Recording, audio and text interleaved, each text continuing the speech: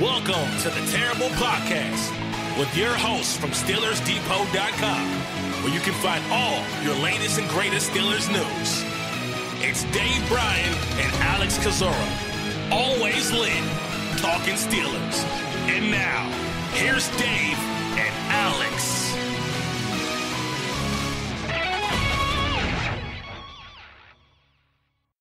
Welcome to the Terror Podcast, Season 10, Episode 30. He's Dave Bryan. I'm Alex Kozora, SteelersDepot.com. Thanks for being with us this Wednesday, Steelers Nation. We are heading towards the bye week, so I'd like to say there wasn't a whole lot of news to talk about, but unfortunately, a lot to discuss on the injury front. I'll just kind of jump into things here, Dave. Stephon Tuitt out for the year, and that is a crushing blow to the Steelers defense. Yeah, we talked a little bit about what the worst fears might be when it comes to him, and those unfortunately wound up being confirmed with the torn pec. I'm guessing same injury that Cameron Hayward suffered back in, I think it was like week 9 or week 10 of the 2016 season that ended up putting him out, of course, for the remainder of the season. And look, I mean, you hate to see any of these guys get injured. Definitely long-term season enders like this. But man, Tuitt was having an all-pro kind of Pro Bowl type year.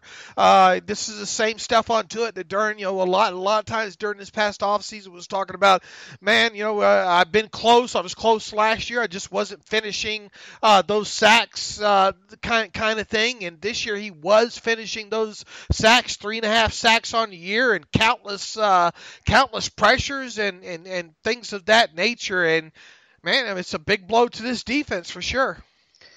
Stephon Tuitt was the best player on the Steelers defense, really the best player on the Steelers, period, because obviously the defense has been better than the offense with all the injuries, especially on that side of the ball. And I'm not saying that to slight anyone else on that defense, because that's a high bar. We're talking Cam Hayward, TJ Watt, Joe Hayden, Minkah Fitzpatrick, and the like. But Tuitt had played not only a career year for himself, but the best ball of anyone on the Steelers defense. So, I mean, they'll try to weather the storm the best they can, but yeah, that is a massive loss, and you feel for Tuitt because it was all coming together, and to have it cut short like that, that's just really a tough blow.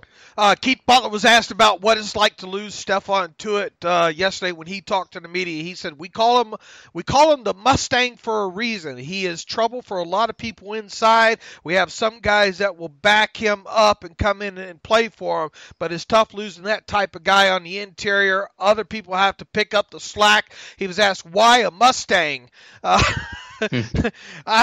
Sometimes Keith opens his mouth when he shouldn't. Of course, I'm guilty of that as well too. But they asked him why is he called a Mustang. He says because he is a wild Mustang. And then he was asked, does he have a certain amount of freedom to take advantage of his athleticism?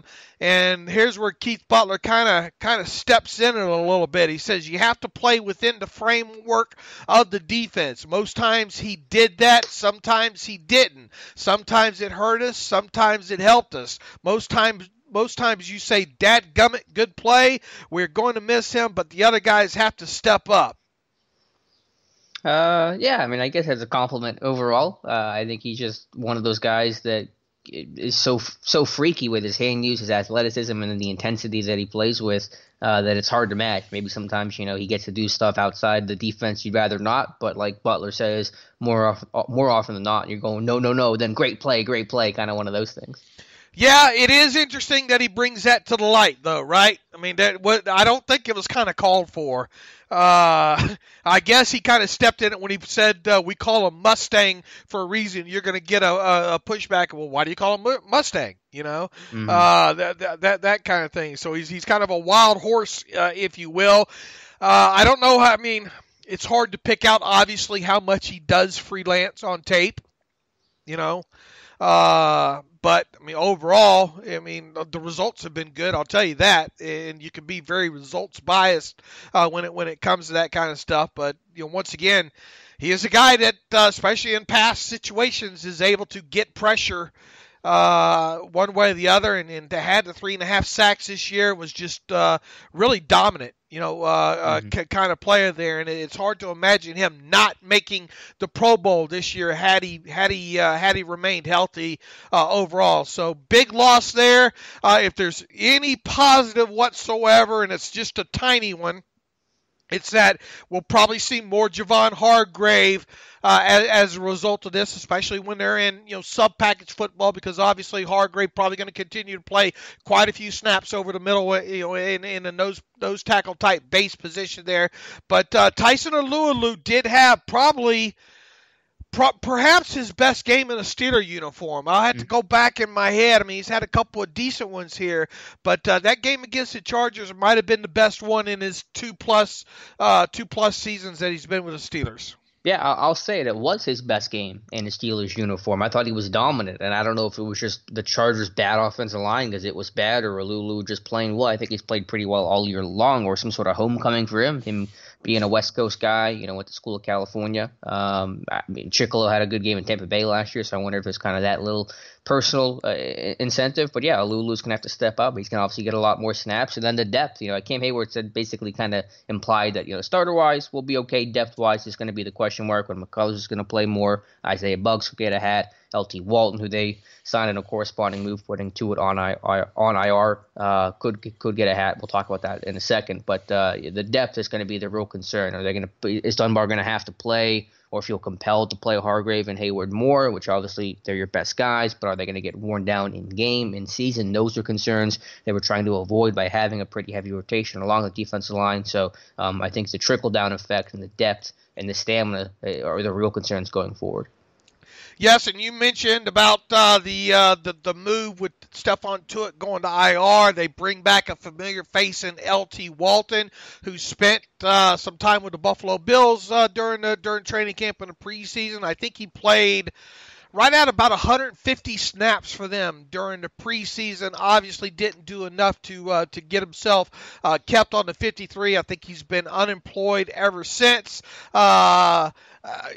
Knows what's going on there, but here's the question now. You go back and you get a guy like him because of his familiarity kind of with the situation and all. Obviously not an overly productive player at all during his previous time with the Steelers. Who's getting that fifth helmet on Sunday or on next Monday, Alex? I mean, I would.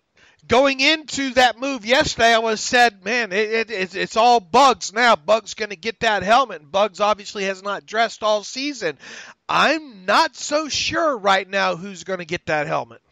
I'm leaning towards Walton because obviously they're bringing in a guy, so just promoting in-house, which kind of tells you they want to get someone with more experience. But I think the big thing for Walton is he's versatile. He can play nose tackle or end. I know Buggs can kind of kick inside, but Walton can play more of a true and blue 3-4 nose tackle to kind of back up McCullers, because Hargrave's probably going to obviously play more, so you could get more rotation there, and Hargrave could even play base end. I think he's going to play some base left end. He's done that a little bit this year, which was uncommon, and then certainly going to do it more now that Tuitt's out. So I think Walton's versatility, stuff in the run, veteran, knows what's going on, is going to probably give him the hat over Buggs. They could flip-flop. I mean, we'll see. It could be a two dogs, one bone kind of thing. Walton doesn't move the needle much. He's literally the worst pass rusher on the team right now, but he does stuff to run and knows what's going on, and I guess you can deal with that. Yeah, I mean, look, if there's one thing that we saw Walton be able to do during his previous time with the Steelers was the fact that he could get those arms extended at times and play well against the run. So not much of a pass rusher, but he was able to do some other things. So what does that say if he gets the helmet? And I mean, you at some point you're hoping Buggs comes along, right? Sure. I thought he looked good in the preseason. His hand use was advanced. He was able to win as a pass rusher in a variety of ways that I didn't really expect, or that I think is unusual for a rookie, especially a day 3 rookie. Some top guys, obviously, you'd expect to be further along. But we'll see. I mean, again, I understand why they bring Walton in, because he's a known commodity against the run. He's played on Sunday before. This is all old hat to him. He knows the system. I mean, I get it. So it could be where Walton plays for the next month, and then Buggs gets a role and a chance. I mean, we'll see how it goes. I think there's obvious competition there that could flip-flop every single week. But Butler's going to have to really, I think, scheme things up better. He's going to have to use more stunts. He's probably going to have to blitz a little bit more. He really hadn't blitzed much at all this year, especially the last 2 weeks. Very, very little blitzing, letting the front four get after it. So you might have to scheme more pressure, but I think Butler's capable of that. And obviously you still have good pass rushers in Hayward, Hargrave, Watt, and then Dupree's having a career year as well. Yeah, absolutely. So that's to note there. It's something definitely to look for Monday night there. But with like I said before they had signed Walton back, I was looking more at maybe the possibility of a guy like Henry Mondeau maybe getting promoted up and all like that. But that obviously wasn't the case. So. We'll see for sure, but I mean, I understand why they brought Walton back. I mean, I just was kind of hopeful that Bugs would have been a little bit farther along, where maybe he will. Maybe he will end up getting the helmet here. Right, he could 3 weeks from now. That's possible. Yeah, Walton was about to go in the XFL draft, so that kind of tells you where things are at, and that he's only going to provide just the bare minimum, really, just in terms of run stuffing. To round out some other roster moves that were made. With Tuitt going to IR, some practice squad shuffling and additions. Running back Tony Brooks-James was signed. Offensive lineman Christian Delario was signed as well. Brooks-James played at Oregon. Delario played at Illinois. They'll be on the roster or the practice squad for now because Trey Edmonds, Paxton Lynch were elevated on Friday before the Chargers game, so that opened up 2 spots on the practice squad. Brooks-James could hang around for a bit until Samuels gets healthy. Delario, I think once Rudolph clears, Lynch may get shuffled back down the practice squad, and Delario could lose his spot there. But that's the practice squad for right now. Yeah, and with the with the bye week, there's and I guess that we can kind of go into evidently Mason Rudolph is still in concussion protocol as this team breaks for the bye. So we'll have to see what ultimately happens with him when they come out of the bye week. One would hope and think, but I mean these things are tricky. When it comes to concussions here, we'll just have to wait. And the team obviously still has Paxton Lynch on the 53. There's no reason to really, I guess, rush out and make a move, to do something with that extra spot. You have 13 days, 12 days now until you have to decide what your 53, what your dressed list might look like for the game against the Dolphins on the Monday night there. So, with the other injuries that they have, there's no such thing as a bye not coming at the right time. It definitely looks like it's come at the right time with them. We ran down all those list of injuries the other day on the Monday podcast there. So we'll have to see how things shake out when Mike Tomlin next meets the media, which will probably be might be next Wednesday with them playing on a Monday night. The good news is that I would expect a lot of the guys that are banged up or missed the Chargers game to be back from Miami, whether you're talking James Washington or potentially Mark Barron. He's a little bit trickier because of the nature of a hamstring injury, but Rosie Nix could come back. Steven Nelson, Hayden got dinged, Juju was dinged, Watt was dinged, Connor was dinged. Those guys really have an opportunity to rest up, which I think will be really good for them. With Rudolph, it was a little surprising to hear he was still in concussion protocol because there was a report from the Post-Gazette that he exited and cleared concussion protocol. But I wonder if that's just the fact of, the last steps in clearing protocol is to have to practice and go through exertion and then still have no symptoms, and then you're finally cleared. I know Rudolph worked the scout team last week and did practice some, but I wonder if he's going to need to practice one more time to make sure there are no symptoms to kind of ramp things up, and that's why he's still in protocol, just because it's now the bye week. They're not practicing, they're not around, and he doesn't have an opportunity to clear it yet. So I wonder if that's just the last little technical hurdle to clear. I still fully expect him to be able to clear pretty early before the Dolphins game and then be your starter in Week 8. With them letting him travel the way they did to auto fly out, I mean, you would think if you're getting headaches or whatnot or anything concussion related, the last thing that you want to be is on a plane for 3.5 hours. Good point.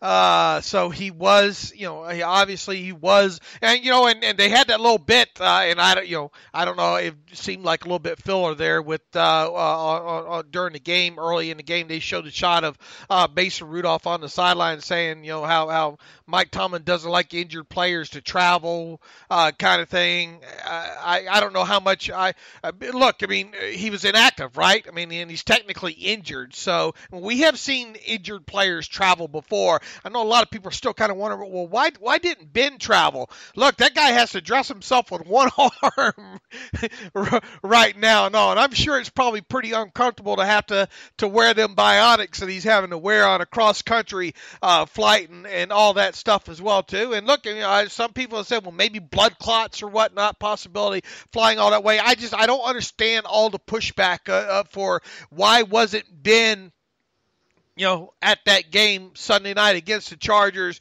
while Mason was there, kind of thing. Just kind of thing that's the worst thing. I mean, that's the least thing from the top front of my mind right now. I don't know exactly how Tomlin does it, but there's a difference between an injured player and someone on IR, traveling and being with a team and stuff like that. So injured players probably can and have traveled. IR players are probably a lot less common. Look, it's easier for a guy like Steve Nelson. I mean, he needs that treatment, right? Yeah. To stay in Pittsburgh with the medical team and get the necessary treatment so he does get back quicker and all. But anyway, that's a topic for another day there. What else do we have roster-wise? I mean, I guess that's where we're at right now. Yep, the other big one was the players that were cut to make room for Trey Edmonds and Paxton Lynch, who one is definitely not returning. The other doesn't seem likely. We'll start with the latter. J.O. Elliott has not been signed back. That could still happen, obviously, but he said the team wanted him back, and so far that hasn't happened. I think fans will live with that one, the one that they'll be upset about, and understandably so. Hopefully it doesn't devolve into Tuzar Skipper levels, but I'm afraid that it will. Fred Johnson, and Dave, you called it again. You looked into your crystal ball, and Cincinnati Bengals claimed Fred Johnson. I think it was pretty obvious someone was going to take him. Cincinnati makes as much sense as anybody, so Fred Johnson, who played well in camp as a UDFA out of Florida, now a member of the Cincinnati Bengals. Yeah, and Noah, A, I'm not a witch or a warlock. B, it was easy to kind of see this in my and B was Mike Brown does not read my Twitter machine. He does not follow. He might. He doesn't have any scouts. Yeah, he might be a scouting department. Dave. Yeah. I can only be. Yeah, that'll work out well for him. But I threw it out there on Twitter right after Fred Johnson was waiting. My biggest fear was. And I think we kind of brushed over this a little bit the other day when we were kind of speculating which guys might get waived to bring a couple of these guys up. And we knew J-Ron Elliott was probably going to be one of them. We had a good idea that Fred Johnson might end up being the other one of them. And this is the time of year when you have teams winless, possibly looking for offensive linemen, that something like that could happen. And the Bengals fit both that criteria. They're winless, and their offensive line is a mess. For God's sakes, they got John Jerry still down there as a backup, and we saw how that offense... He started at left tackle. Oh. See that? First start at left tackle for John Jerry.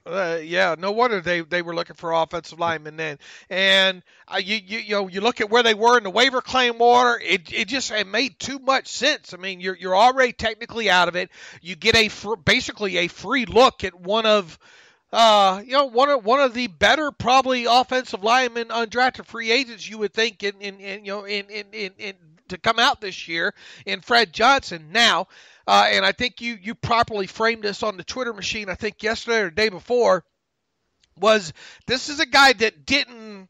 I mean, he didn't wow on tape during the preseason, but in his defense, he was asked to play all over the place, and he didn't play bad in the process. So I know it's a weird way to kind of, he didn't suck kind of framing there, but no, he did not suck, and he did play multiple positions, and that's that's the kind of guy you take free looks at if you get the opportunity to do so.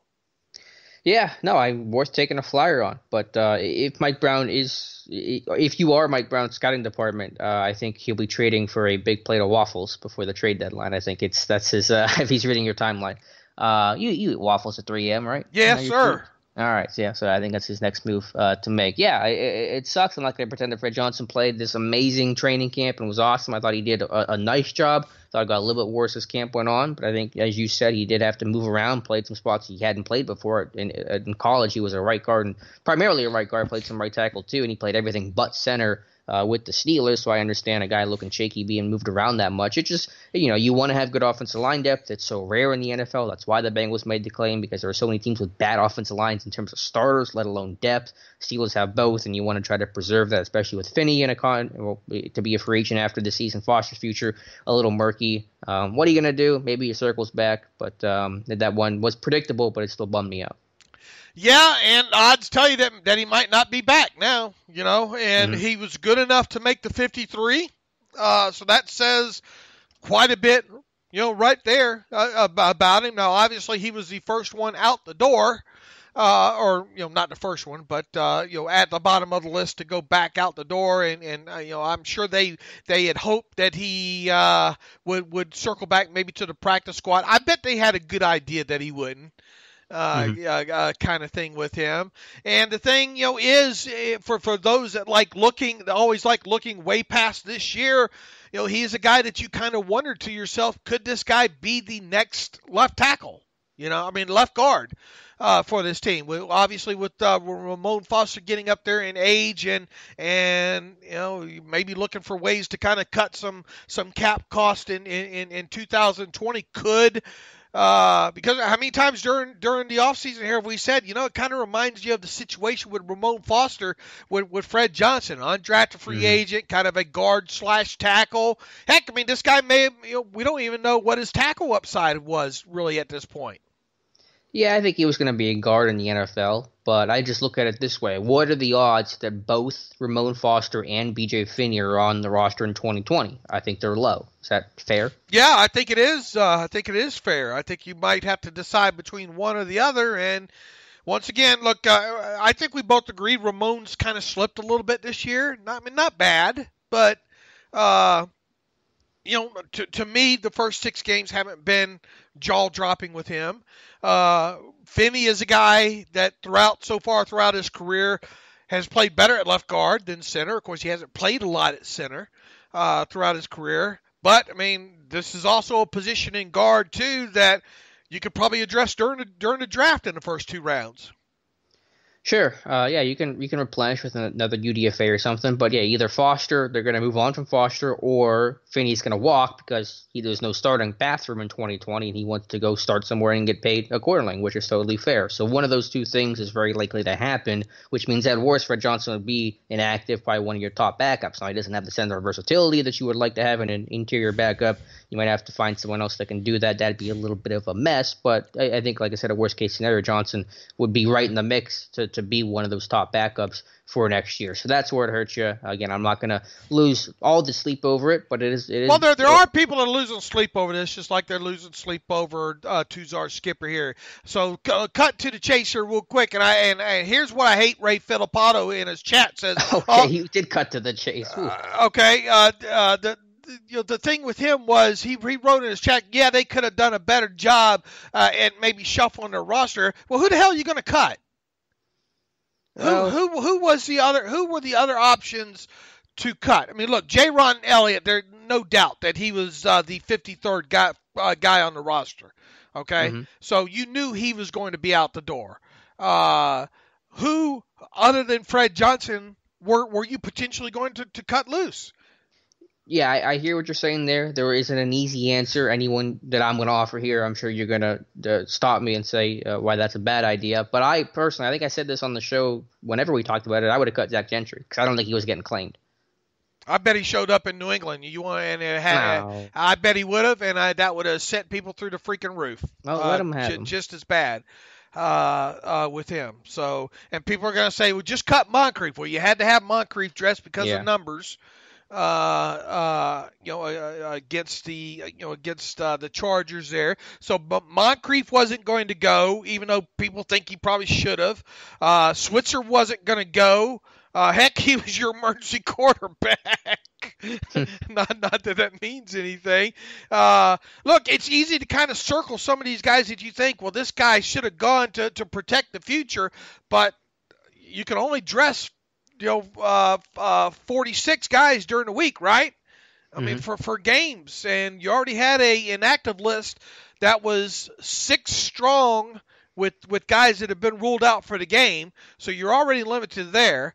You know you weren't going to cut Dirty Red. How pissed would the people have been if they cut Ulysses Gilbert? He got claimed. Very, very upset.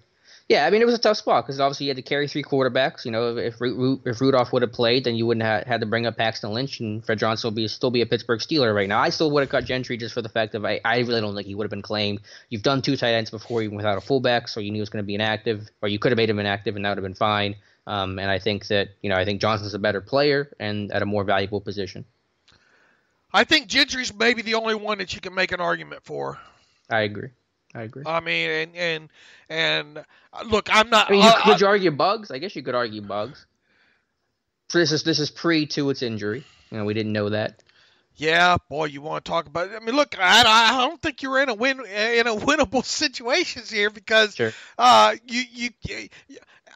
You look at this. You have to look at this as a results bias right now because Johnson got claimed. But you reasonably could expect Johnson getting claimed. I think that's okay to do. I think I said as much on Twitter. I was gonna be surprised if he wasn't claimed. Right. And I would not have said that about Zach Gentry. I would have not said, "Oh man, I think Gentry's getting claimed," the way I did say about Fred Johnson. What about Bugs? Yeah, I think it would have been a higher chance of Bugs getting claimed than Gentry, but I think it still probably would have been lower than Fred Johnson.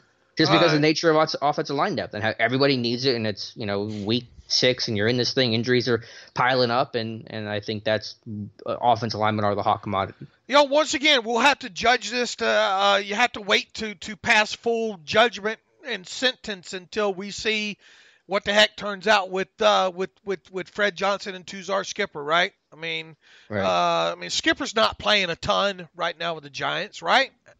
I don't know what his snap count is. It's not super high, though. And that sack he had was not quality. So just for the record, if you're looking at box scores, that sack was not as good as the number shows. Right, exactly. And, I mean, Johnson we might see Johnson start for the Bengals by the time the next time the Steelers play against the Bengals. I don't know.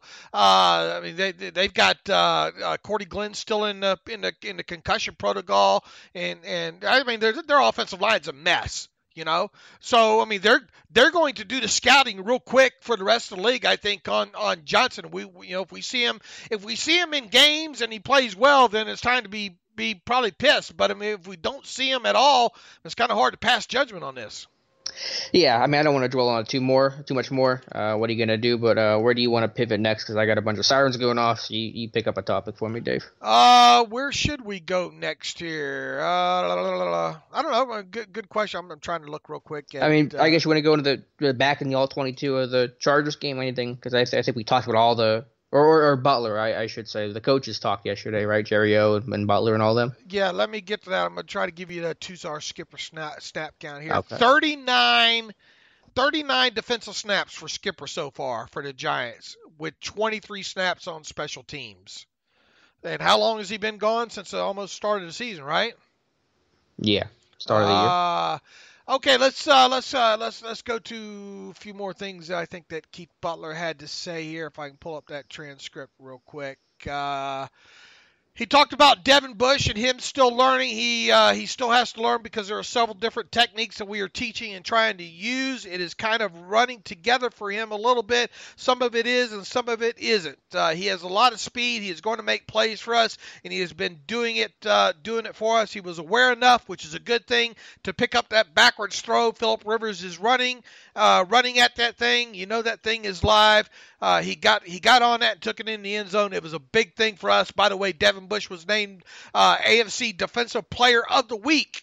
So kudos to him, and for a rookie season for a player, for a Steelers defensive player to get named AFC Defensive Player of the Week, not just Rookie of the Week, but AFC Defensive Player of the Week is pretty strong there.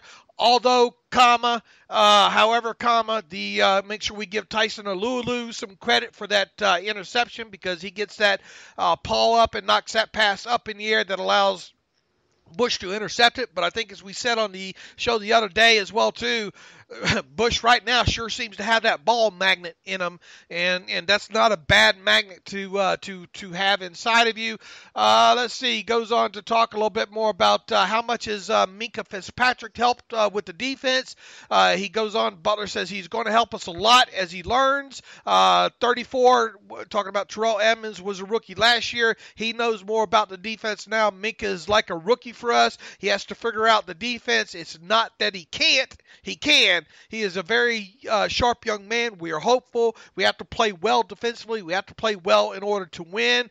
He was asked about, is Sean Davis going to make a comeback? And Keith Butler said, I don't know. That is more. That is higher than the pay grade that I make. He goes on to say, do you think he comes back? And Keith Butler says, I hope he does. We will see. Look, if Sean Davis comes back off of designated to IR later on in the season, it's going to be as a, I don't know what, a dime defender, I guess. He goes, here's something interesting for you. How did Artie Burns play? Have you read the response to this yet? I haven't. So okay. New to me. Tell me, I'm going to set you up here. Okay. How did Artie Burns play? Well, I'm sure Butler will say he played fine, because what else would you expect him to say when the dude got a game ball? Yeah, I think it was better than what I initially thought, which is kind of what I expected. I think that the first three quarters were decent enough. Things got a little bit sketchy in the fourth quarter for the whole defense, not just Artie Burns. So, I mean, I'm not going to pretend it was a great game, but I thought, Burns did okay. That's where I am at him on. Well, I thought I was going to find. We'll talk more about a couple of plays here in the all-22 breakdown when we get to that. But here's what Keith Butler had to say. He said, I think he played well for us. He did a good job for us. It was good for him to get in there and get his shoes dirty a little bit and let him go play and cover some people. He got in there and got some time. That's not exactly Butler's just saying he existed. So, his heart was beating. That's not. I mean. I guess he framed that okay. And then he goes on to say, do you think it will finally click for Artie Burns? It is hard to say. He goes, a lot of times when corners are out there and they get beat deep once or twice, they start grabbing at the top of routes and stuff like that, and it worsens the situation. The biggest thing for me, for Artie, is his confidence. That game right there will help his confidence. So I guess, in other words, he didn't F up bad, and he should be confident that he didn't, kind of situation. But on the flip side, and I guess we'll start segueing into it here about the all-22 here. On the touchdown, I think it was the first one. Was it the first one to the tight end Hunter Henry? Looked like Artie was expecting some help inside. Yeah, I'll have to go back and look at it. There were still some technique issues, some still punching with the wrong hand in press coverage. You got to punch with the hand opposite of the way the receiver releases. I mean, that's like 101 stuff that still isn't there for him. But I do think, from the things that Butler's saying, the things Tomlin's saying, and the fact that he got a game ball, are all literally designed to try to boost his confidence. I think that's done just to try to, he didn't play terrible. He hung in there. He didn't give up too many disastrous plays, nothing, super over his head for double explosive plays and things like that. So he's really just trying to build up his confidence. Again, I like his energy. I thought he was active against the run and, was competitive and in the fight. But, I was just, certainly you can't wait for Steven Nelson to come back. Yeah, most definitely. Well, I mean, look, and Hayden too, right? Because I think we saw Artie even on the other side during this game a little bit. Well, they traveled Hayden on Allen, so they were flipping even when Hayden was in the lineup. So, I mean, and Artie's played both spots, so, I mean, that's not new to him. But that was at least nice to have, that they felt comfortable moving those guys around. I will tell you that 4 targets, 52 yards for Artie Burns with a touchdown. The touchdown, obviously, being. Go back and look at that again on the first hint. I think it's just a little much to expect Artie to. I mean, was that cover 3? Was it supposed to be cover 3? I'd have to look. I didn't get through some of the fourth quarter on the all-22. I can try to pull it up now if you like. Yeah, go ahead. He Pro Football Focus has him down for 2 receptions for 24 yards. with a long of 19 and a touchdown. They also haven't given up a couple of passes to Mike Williams for 28 yards in total on 2 targets and both first downs. So in total, they have Artie being targeted 4 times, 4 receptions, 52 yards. I guess the biggest question I had when going through it, what I try to do with a lot of times with these is match them up to the tape. With what, and I came away with okay on that, except for what happened on that touchdown with Henry there, the first Henry touchdown.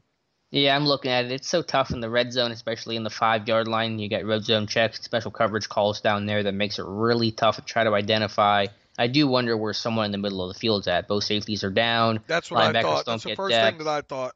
Yeah, so I mean, it's even hard to even say what the coverage is. It is really difficult because of the nature of the red zone and what happened on this play. I would probably think that someone's got to get more depth middle of the field, whether that's Watt or Edmonds or someone. I don't think that's all on Artie. Yeah, because, I mean, look, he's got to watch out for the outside release too, right?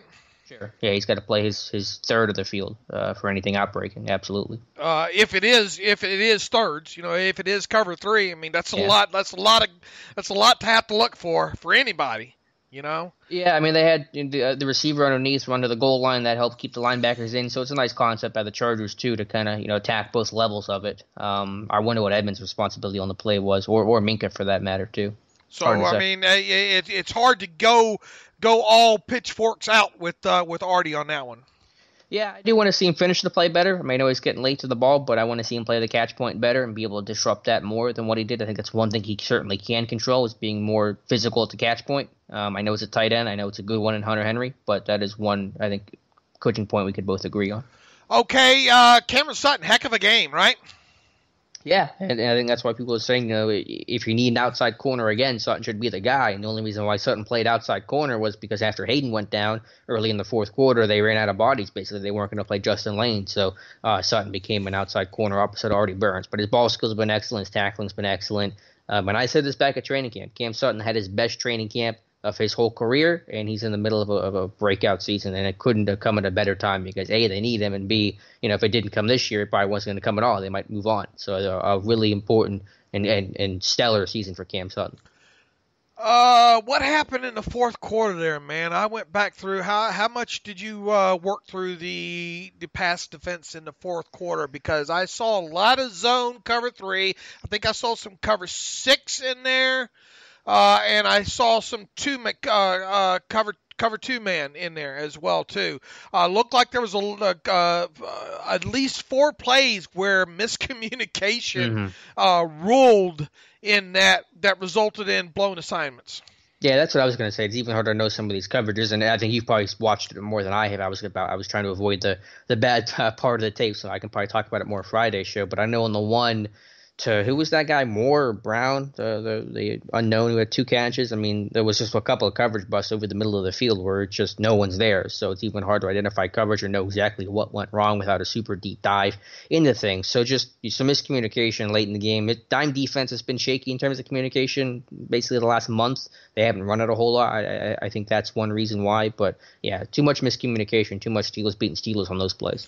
And on top of it, it did get the sense that they were told, don't you damn let something get over your head. So I think that caused the safeties to not be as aggressive on a few of those middle of the field kind of against the zone type, cover 3 type situations there. Yeah, I'm sure that was part of it too, but I was more upset about just the wide open coverage bust than I was, letting them hit you underneath, even for 15, 20 yards. And Kelly was in on a few of those. Yeah, not Cam Kelly's best game. Gave a third down conversion to Hunter Henry. Had at least one missed tackle, I believe, one more. And that segues nicely into one thing I wrote this morning for Steelers Depot. One change I would make with this defense, and specifically with its dime defense. I just talked about how there was communication issues, and it hasn't played great this year. What they've done in dime this year, really all year long, is that Cam Sutton comes in for Mike Hilton in the slot, and then Cam Kelly's your dime defender. I understand Sutton playing over Hilton in the slot. I'm fine with that. Sutton is the better coverage guy, better ball skills, and better at the catch point. I'm cool with that. But I would much rather have Mike Hilton on the field than Cam Kelly. I think a thing I think everybody can probably agree upon. Now, Hilton can play that rover-type safety role I think that works because he's played safety before, he's played that rover spot before, and he's a physical guy that can cover and tackle probably even better than what Cam Kelly can do, even though Kelly's a much bigger body. So I would have, I wouldn't have the choice between Sutton or Hilton. I would have Sutton and Hilton on the field in my dime defense. What do you think about the second TD to Hunter Henry? How does the TV said you could probably get Hunter Henry for pushing off. I'd be irate if I was a Chargers fan and they would have thrown a flag on Hunter Henry for pushing off there. Kelly's got to do a better job of bodying that and not letting Hunter cross his face back to the middle of the field. Yeah, he's probably he is opening his hips the wrong way. He's opening it to the deep safety, so he's opening kind of more middle of the field. If he goes outside, you have your safety there to help. So once Henry crosses his face, Kelly doesn't have his hips turned. He didn't even have a good turn on it either. It was just poor technique from Cameron Kelly there, absolutely. And like I said, that's why I would have Hilton play in the slot, even on some of these tight ends. And I much feel more comfortable with Hilton doing it than Cam Kelly. Do you agree with my suggestion that it should be Hilton out there in dime, not Kelly? Look, I'd get Cameron Sutton out there as much more as I can at this point. Sutton would still be out there. No, I'm agreeing with you. Okay. I'm saying whatever it takes to help get Cameron Sutton maybe on this field more. Yeah, to get Cam Kelly off of it. Okay. Yeah, Sutton is still out there regardless of what I want or what the team's doing. If the team's doing, Sutton still is out there. But I would say basically it comes down to Mike Hilton playing that dimebacker role, Cam Kelly playing it, and I'd rather have Mike Hilton. And normally you're concerned in a dime with a guy like Mike Hilton is undersized because of the run, but he's one of the better undersized corners against the run. So that you eliminate that fear just because how he's kind of fearless, when it comes to playing against the run. So that would probably be the only kind of pushback that you get. Well, you got a smaller body in there as part of a bigger package. What happens if the offense, has a kind of offense where they have some heavy personnel that can both function split out or condensed, kind of way. But we've seen time and time again that Mike Hilton's able to come up and play against the run. So I don't have the concern there. Looked like they did a couple of things inverted as well too in this game. One of them I think was on that nice play go back and watch that play again on that nice pass defense by Joe Hayden. I think that was the play where Edmonds down low in the box there, and then almost pulls a Troy, obviously not as quick, but kind of rotates back to kind of a deep. In other words, it has that one look, and then all of a sudden becomes a cover two man. Is there a train coming? Every time you throw it to me, there's a train coming. They rotated the safeties on that play. Are you seeing what I'm talking about there? About the rotation of Edmonds on that play? Yeah, sorry, train. Loud horn. People are used to that damn train by now. Well, I try to be, someone's got headphones in, someone probably is mad at me right now. I wouldn't call it an inversion. They're just trying to hide the coverage and rotate the safeties late, which they've been doing all year long. They actually did at the end of last year. Look at the Patriots game. They did a great job of that. So it's not an inversion on that play. It's just the safeties trying to disguise the coverage. A late inversion on him specifically is what I'm getting. Well, it's not. I don't call it an inversion. I just call him just bailing and it just rotating the coverage, rolling the coverage to give it a cover one single high look pre-snap and then go into a two high look post-snap. And we haven't seen them do a lot of that though this year. So I'm sorry, what was that? We haven't seen them do a lot of that this year, I don't think. They've been doing it since week one. I think it's been pretty common because the defense is more experienced, and maybe it's happened a little bit more as the week's gone on. As Mink has gotten more comfortable in the system, as guys have grown into their roles. But I've seen it quite a bit, to be honest. That's I don't think we've seen it as much as what you think, but anyway, Joe Hayden really did a good job on that play on Keenan Allen too. I thought he was beat. Yeah, it's a nice recovery there to align in the slot on that play. Just better answers. Last year they had been a linebacker, Keenan Allen in the slot. This year they moved the corners over, and that was obvious but important. All right, did you get it all out of your system about the dime in the article? Did you get all the important pieces out there? I think so. It's one simple change. I know that, Hilton, you got to make sure he reps it in practice, gets enough snaps, and that'd be, I guess, the one concern you would look at. But I think Hilton is experienced and smart enough to be able to do it. We need to soundproof that room for you. We need to get you some egg crates. I need to move. I need to get away from my house with train tracks next to it. That'd be the smart thing. We got to insulate that room. We got to turn it into the Steelers Depot Metroplex East. Okay. Is that a reference to something? Or? Nah. Okay. Vince Williams. We want to talk about him today. Yeah, I think he's got to be the guy going forward, even when Barron's healthy. I mean, you could still have maybe some sort of small rotation in there. I'm not quite sure, but this defense just plays better with Vince Williams. I don't think it's a coincidence. I think that his communication, how vocal he is. Did you see the clip I posted on Twitter last night of him setting the front and just getting after guys? I mean, he's that presence that you need. I think that's really important to this team.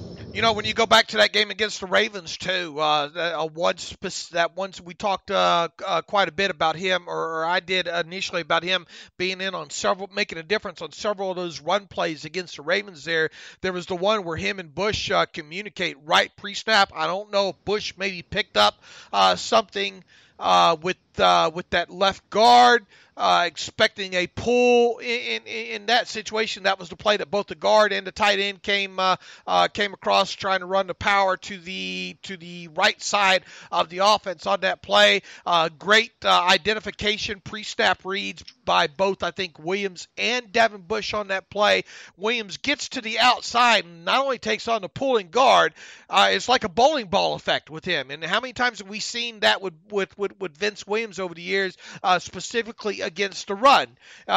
He spilled that thing to the outside. He dumped the guard. The guard dumped into the tight end, and really I think he got half credit for the tackle on Ingram on that play as well too. You fast forward, you go to some of the things in this tape against the Chargers in the All-22. He knows how to right shoulder those fullbacks. I'll tell you that. He will give those he will give up his body and give up the correct shoulder 9 times out of 10 on these lead blockers. And we saw him do that with the with the other Watt in the game against the Chargers. I think early in that game, took Watt on in the hole with the right shoulder, forced the running back into the inside. Hayward slid off of his block nicely to clean that up for like a 1 or 2 yard gain. Those are the little things that he gives you, which you might lose a little bit with the athleticism in coverage. Man, he makes up against the run. And really, because it was Collinsworth that said it on the broadcast that, Vince Williams in there, not as good a cover guy as Mark Barron. He's about as good a cover guy as Mark Barron. Honestly, probably better, because I think he's more instinctual and takes better angles, and honestly plays with some better effort and finish. So, Barron's not better in coverage. I think at best or at worst, they're the same in coverage. And Vince, I think, is a better communicator, better run defender, better tackler, better tone setter, better energy guy. My favorite play of his was stuffing Melvin Gordon in the hole. I forget what the down and distance was. It was in the first half, and it's a little counter action, and it's one-on-one with the back. It's like an old Oklahoma drill, and just same foot, same shoulder, drive those feet, and plant Gordon. And that's just the play that Vince can make better than any linebacker on this team. Yeah, and he can get after them running backs in pass protection as well, too. No way in hell would I want to be a running back have to pass protect against him. His first 2 rushes this year, he's rushed 3 times this season, and the first 2, the one was against, he got a sack. Was that against Baltimore? Yeah, right. Last week, Baltimore, right? Yeah, that was on the twist inside. Right. So his first pass rush of the year was a sack, and his second one was the Rivers forcing the ball out on the lateral that resulted in the scoop and score by Devin Bush. So his first 2 rushes resulted in a sack and a touchdown.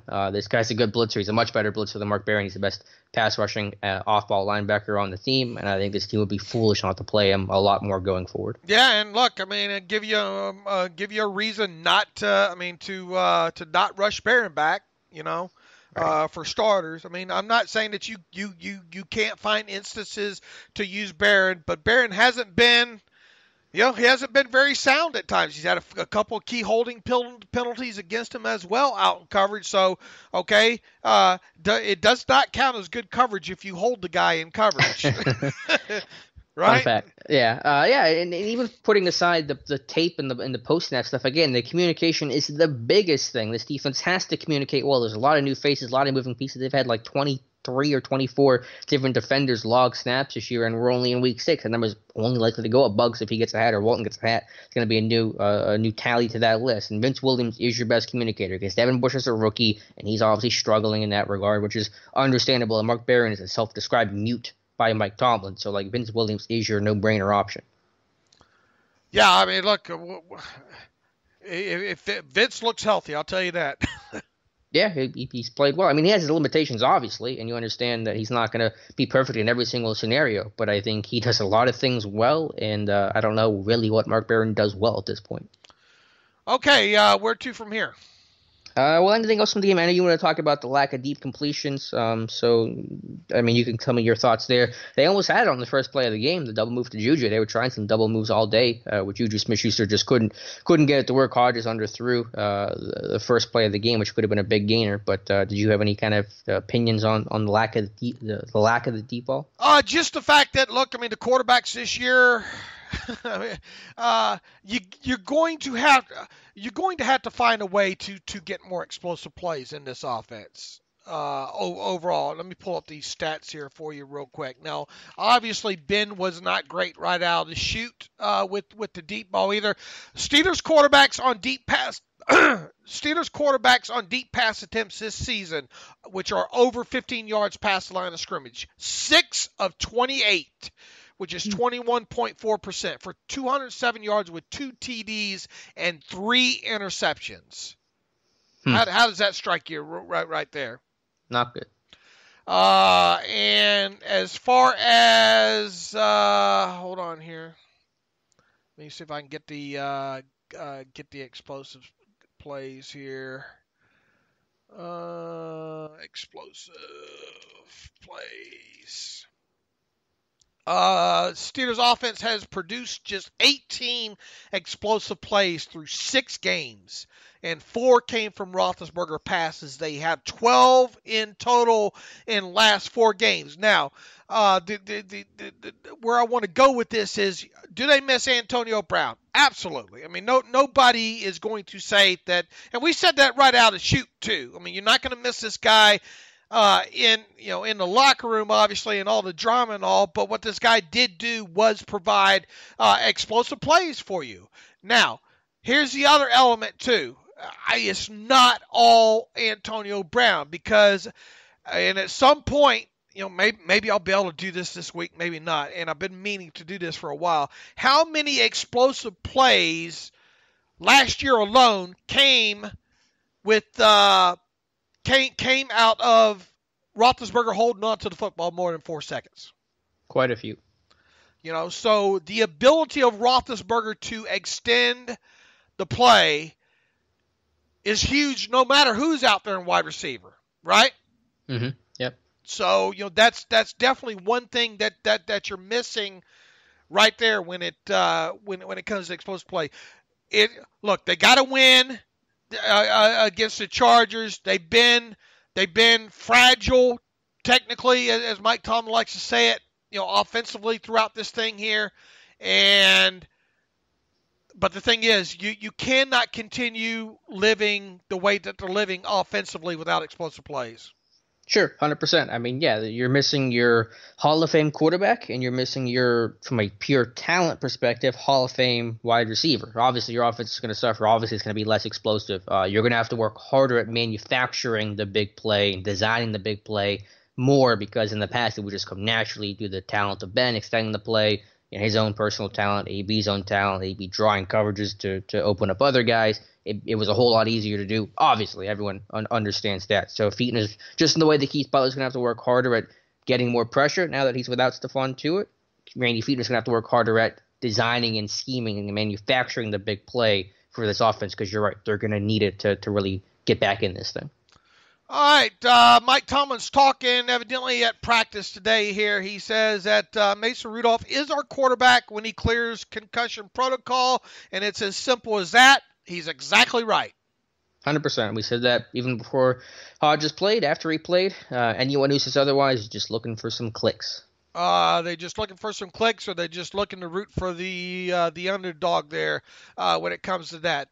Tomlin also says that Where else is it here? That yes, that Mason Rudolph is technically still in concussion protocol. Tomlin also said that James Conner, Joe Hayden, and T.J. Watt will be limited in practice next week after being injured against the Chargers. Conner, I don't know if you saw the clips that I put up the other day. He had since talked on 93.7 The Fan and said that he expects that he will play after the bye week. Took a pretty good shot in the quad. Also, he had Thomas Davis dribble him off the ground on one of the kind of throwback to Dwight White, I think, years ago when Dwight White dribbled Virgil. What was that? What was the name of that quarterback? Virgil. I can't help you. Oh, I forget the name of that quarterback back in the 70s, I think, that Dwight White dribbled off the ground there. But kind of a throwback to that, and you could see Conner quickly go to the sideline trying to catch his breath after hitting the ground on that. So Conner was dinged up a little bit in that game. Had that quad, talked about it being bruised there. Virgil Carter, that's it. There you go. There's a video clip of that play floating around in my Twitter feed somewhere of Carter getting dribbled off the ground. I kind of got the same feeling that Conner went through the same thing there at the hands of the veteran. And Mike Tomlin loves him some Thomas Davis too. Mm-hmm. All right, let's see. Coach Thomas said Rosie Nix, James Washington, Mark Barron, and Steven Nelson are progressing nicely from an injury standpoint. So hopefully get a couple of these guys back, after the bye. Yeah, like I said at the top of the show, I think that some of these guys will come back. Will all of them? I don't know. Barron with a hamstring can be tricky. Nix has been really not going anywhere in terms of practice participation since he's been injured, so I don't know when that's going to turn the corner. But hopefully Washington and Nelson, I think, have good chances of coming back, and guys that are dinged up. The way Connor's been hurt all year, and he's still, he's been really tough. I think I want to recognize that is that he's been playing through these ankles and his foot injury and the quad and God knows what else. And he's been still out there and being the workhorse and kind of being the guy with all these young quarterbacks that have forced his team to try to rely on the run game, especially against the Chargers, and Connor leading the team in receiving. And he's actually the team leader in receptions today. He's got 26 and Juju has 25. So he's been a tough guy and a workhorse, and I appreciate and respect the heck out of that. What did you think about Hodges, now that you had time to digest a little bit more, Hodges' play against the Chargers? I thought his ball placement was really good. You look at the throws to Deontay Johnson, Dante Moncrief, and even some of the stuff to like Juju, even the one where Johnson got decked by Davis and got the personal foul called on him. I thought his ball placement was really good. I mean, it was about the same that I expected on tape. The interception, the throw was a little late, shouldn't have made it. But I just thought overall when he did throw down the field and wasn't just check down, so his ball placement was good. I will say on the interception, though, should have checked that one down to Snell. You got the defense expanded by the vertical concepts, the way that you've done it all game long. I think Hodges got a little anxious and just said, man, I want to sling this one and give it a shot. But the check down was the safer and smarter option. When you look at, and we went over this the other day, I mean, and look, there was no reason. The way the game flow was going, there was no reason to open it up to expose him, as Mike Tomlin likes to say, too terribly much. It would have been interesting, although probably not would have got the results. I don't know, but it would have been interesting had this thing required the football be thrown down the field more. Yeah, it would have been. And I was fine with the play call. Hodges has to make the better decision. If he hits it to check down and makes the profit, that probably turns into a first down for Snell. I think it was a 1st and 10, but I think Snell still would have picked up and moved the sticks. So Hodges has to make a better decision there. I liked that he came out right out of shoot through that deep ball, right? Down the left hand side to Juju. That was there. If he makes that throw, that might even be a touchdown there. I mean, because it would have been a heck of a hole placement shot there, in that. But it was there for him to hit, and Hodges admitted that a little anxious maybe and underthrew that one there. But those are. Look, you go, but nobody expects somebody to be in there. What did you think about that throw from Aaron Rodgers to that young receiver? Late in that, did you see that throw late in the game against the Lions? Yeah. I mean, you couldn't. Aaron Rodgers could not have ran down the field and placed that ball in there any better. to be a NFL quarterback and a good NFL quarterback, we've seen Russell Wilson make some incredible throws this year as well too. On top of it, you've got to be able to make those throws. We saw Matt. I joke about Matthew Stafford all the time, but does anybody in this league throw a better hole shot than Matthew Stafford? Yeah, he's got a great arm. You got to be able to make these throws. No, when we talk about pushing the ball down the field, we're not asking for quarterbacks to throw more than 15 yards down the field 20 times a game. I think that's the misconception people get when Alex and I talk about got to push the ball down the field. We tried to clarify a little bit more, I think, last week or a week and a half ago, talking about that 7 to 12 yard area is the crucial area. And then on top of it, you need to be able to complete 38 to about 42% of your throws past 15 yards down the line of scrimmage. I mean, past the line of scrimmage, because that's where those throws need to be. Mm-hmm. Yeah, and they're going to need to have it if they want to make a serious run at this thing and turn the season around. They're still going to have to open things up to win these games and beat some of these tough teams. Maybe not against Miami, but everyone else. It's probably going to be required. I just think that you have to be able to push the ball down the field. You have to get more explosive plays here. Yeah, and Featon is going to have to work harder at manufacturing them because they're not going to come naturally the way they have in the past. No, and they have been protecting those guys a little bit with holding their hand at line of scrimmage and all. Sure.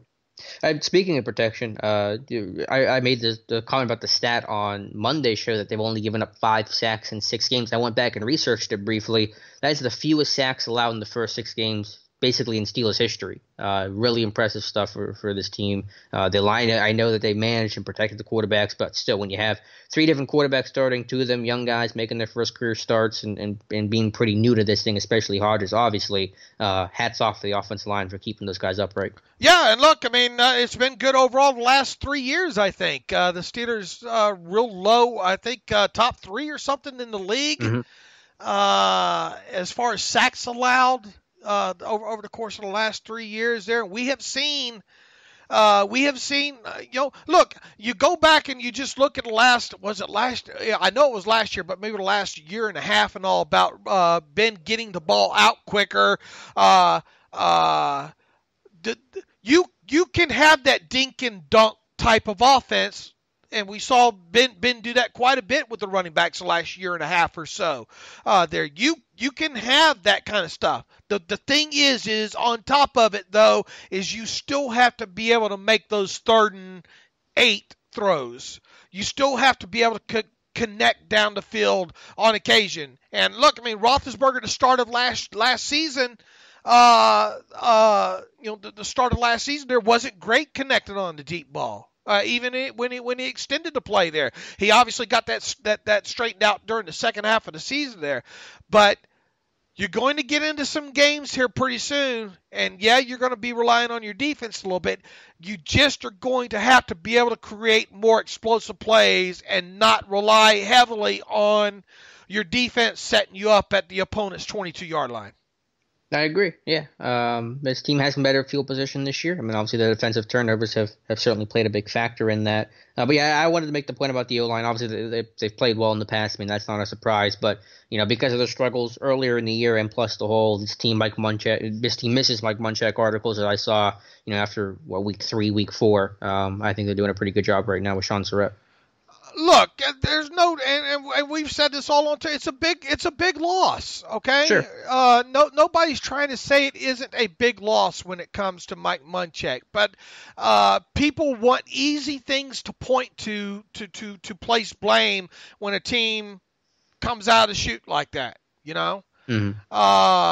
And it hasn't been all that, all related to Mike Munchak. It might be 1/32 related to it. Yeah, I mean, again, like you said, it's a loss. I'm not denying that, how great of a coach he was, but I didn't expect there to be a big drop-off with Surratt. I thought he could carry the baton well. He had been in this room longer than Munchak had. He had been there, I think, a year or two before Munchak was hired, and then obviously coached next to him and had the same respect of the players that Munchak did. And I think that, yeah, it was a little rocky at the start. That's happened in the past, and they played some 4-3 teams that they've never played well against, even under Mike Munchak. I think they're kind of straightening things out. And again, statistically, in terms of sacks allowed, they're at a historic pace right now. And I want to tip my cap to those guys and Surratt as well. All right, where to from here?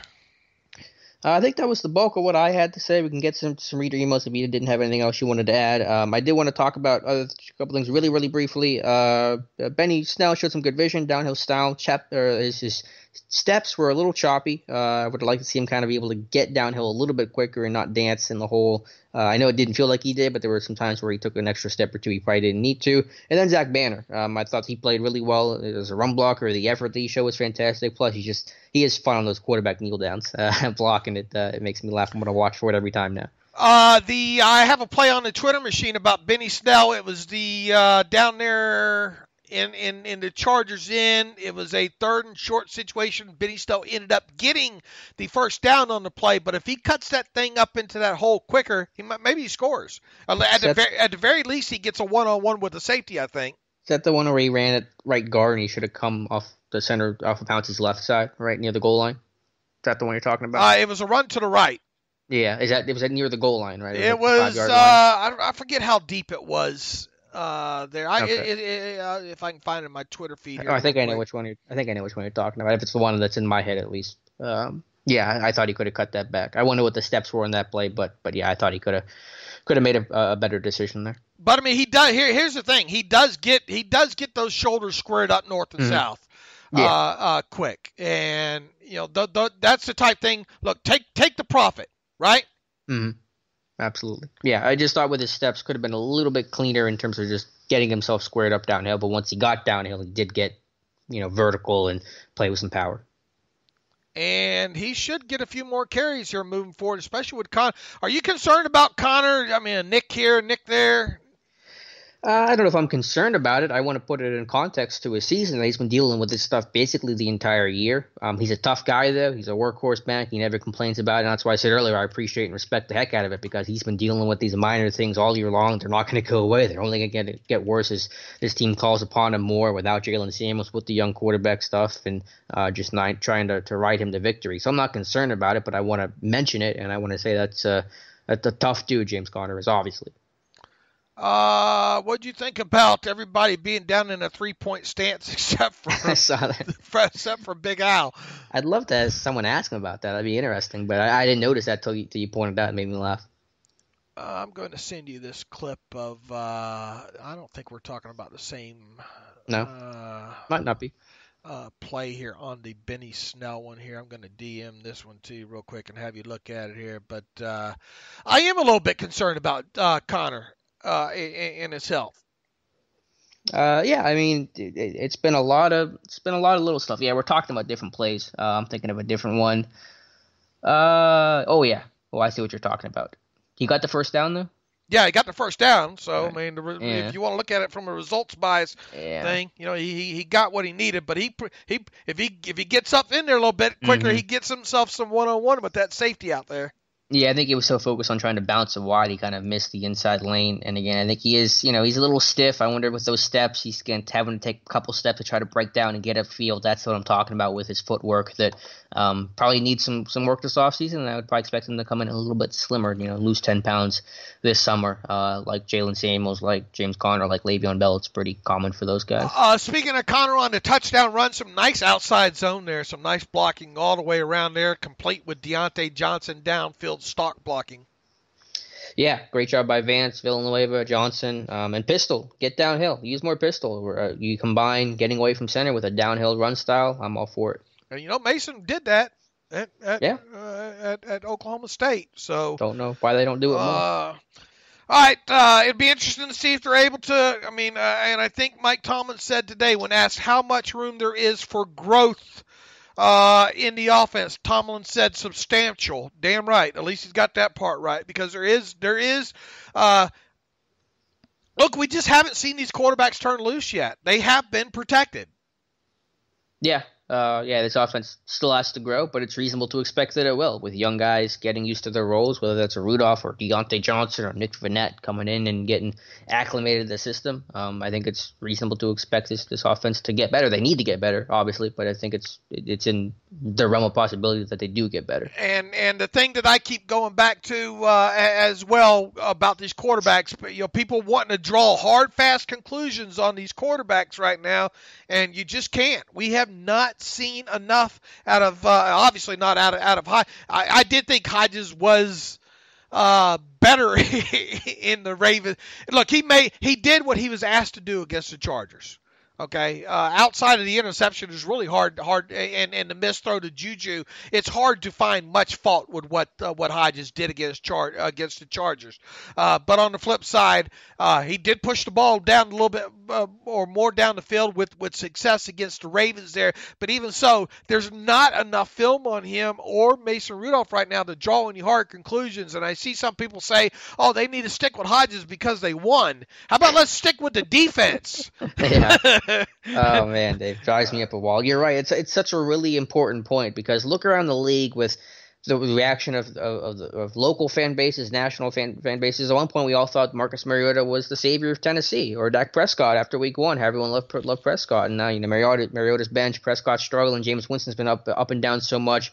If you try to base quarterback evaluation and thoughts on one game, you're just going to be wrong. You're going to flip-flop so much. You have to really just take a season, really, just to kind of watch the whole thing in totality, and then you start getting a feel for who the guy is. If you try to do 1 week projection, you're going to look silly really quickly. I mean, there are some traits that you obviously kind of look for. Tight window throws, which we really haven't seen. We've seen Mason, I think, maybe make 1 or 2 tight window throws, and how many have we seen Hodges make? I don't know if you consider that one to Juju that he had to purposely put behind Juju because he kind of waited. The one that we talked about. That's a tight window throw. I call it that. Right, and I do as well. Even though the ball should have got out quicker, he couldn't. He had to put that ball behind Juju because of what was happening on the other side of the field there. Yeah, this was in the Ravens game for people. Right. This against the Ravens. So, technically, I think we have one tight window throw for both of those guys. So we got to see, I think, more of, can these guys make tight window throws? Can both of them, can either of them extend a play? Because I think in the NFL, look at how many Aaron Rodgers explosive plays come out off of him extending the play. A lot of them. So not that you want to get your quarterback in a situation where he's having to extend a lot of plays, but that's part of it. I mean, we see Russell. How many explosive plays did the Seahawks get with Russell Wilson? Technically, an extended play is a broken down play. Yeah. No, I agree. They need to. I'm sure, just to play devil's advocate, the last time Mason Rudolph made an extended play, he wound up in next year. So, but I hear what you're saying. Yeah. And that was a great play on his part. Yeah, great play. Move the sticks. So pay the price for it, though. That is the one risk. All right. Where else? I think that was it for me. I do want to talk briefly about some of the trades made in the NFL, especially with Baltimore. Yeah. Why don't you start recapping some of that? Yeah. I guess Cleveland made a trade too. I can't remember all the details right now, but with Baltimore trading for Marcus Peters, LA Rams do a deal where Kenny Young, the inside linebacker, is going to go to LA, and I think next year's 5th round pick, I believe, Marcus Peters comes to Baltimore, so they'll have a duo of Humphrey and Peters. I know Peters hasn't been great this year, but I still think that's a pretty low risk move given the cost for Baltimore, even though I do like Kenny Young. And if Peters plays well, you got a duo of Marlon Humphrey and Marcus Peters. Wow, look out. Marcus Peters hasn't been great at points this year. Right, but I think it's a pretty low-risk move, and if he plays well, like I just said, I mean, they're going to have a really good secondary with Earl Thomas, too. That's a great group. And they, they had Carr back there, so you would think it's an upgrade over Carr, right? And Jimmy Smith, what's his status? He's supposed to come back, right? Yeah, they say he's supposed. In fact, he's supposed to start getting some work in. I think today I've read on the Twitter machine already. Wow, so how are they going to play all three? I mean, it's a good problem to have, but I wonder how they're going to use all these guys. Is someone going to kick inside? I mean, either way, I mean, that's a lot of talent in your secondary. Yeah, but it lets you know, too, that maybe that defense wasn't as good as they let on about, as people let on at the start of the year about there. Of course, Jimmy Smith, not having him at the start of the season at all. Carr, and they lost Tony Jefferson, along the way as well too, or against the Steelers they did for the season. So I don't know, maybe one of those guys gets shuffled back to the back end. Yeah, that's a good point. Then the Browns minor trading basically their bust Austin Corbett, interior lineman to the Rams too, right? I think everyone went to the Rams. Yeah, yesterday. I think so. So a minor move there. I think they got a undisclosed 2021 pick in return. The other big move in the NFL yesterday, Jalen Ramsey. Rams traded the farm for him, and the Steelers will see the Rams soon. So when Peters got traded, I went, okay, cool. No Peters for the Rams. That'll be good for Pittsburgh. And then I saw Jalen Ramsey come into LA a couple hours later, and I went, well, that's gonna be an issue when the Steelers play him. Yeah, absolutely. Well, you had to wonder if because of the nature of the thing, they lost to Keith Butler too, right? Yeah, he's on IR. He is now on IR. They have Tony Hill back there at one spot, and now I guess they have Jalen Ramsey as well, too. Yeah, so, I mean, Ramsey obviously a great talent, burned the Steelers team before, so that's something to contend with. And then there's still rumors of Trent Williams going to Cleveland. It's not happened yet. It may not happen at all. That's such a messy situation, but that would obviously be really important for a Browns offensive line that has struggled mightily. Big. Then the Ravens sent away Kenny Young. Yeah. Is Ramsey worth 2 firsts and a 4th? Well, I'm sure the Rams are looking at it in totality in terms of what they got in the Peters deal, where they got a pick and a player, and they're trying to look at all that in context.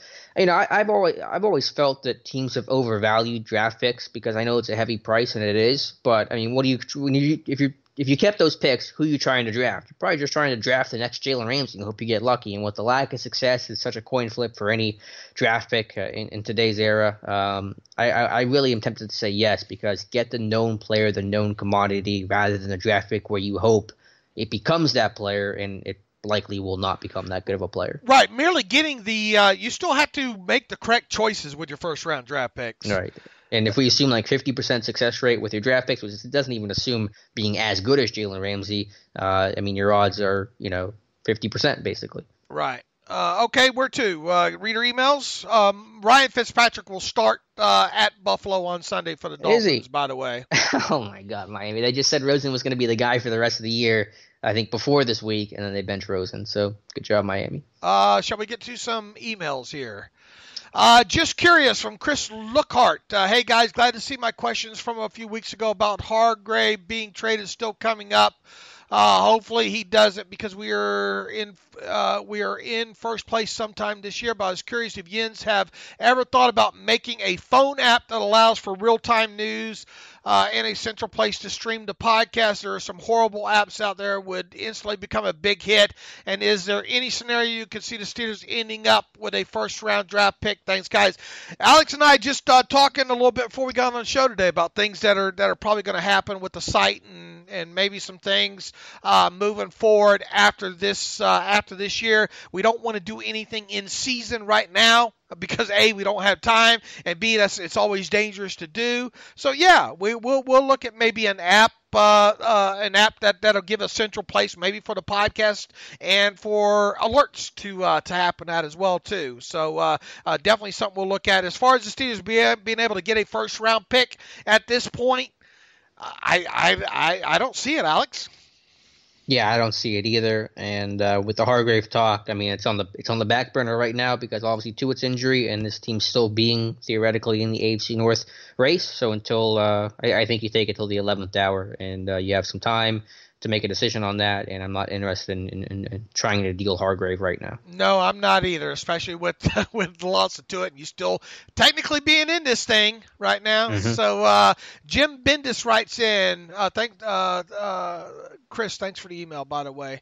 Let's see, from Jim Bendis, he writes in, Rudolph versus Hodges. I know that both Rudolph and Hodges are two different quarterbacks with different styles of play, yet last Sunday night they both looked like the same player, at least to my untrained eye. I assume this is because they are following the same game plan. With that said, how would you two compare and contrast these two quarterbacks?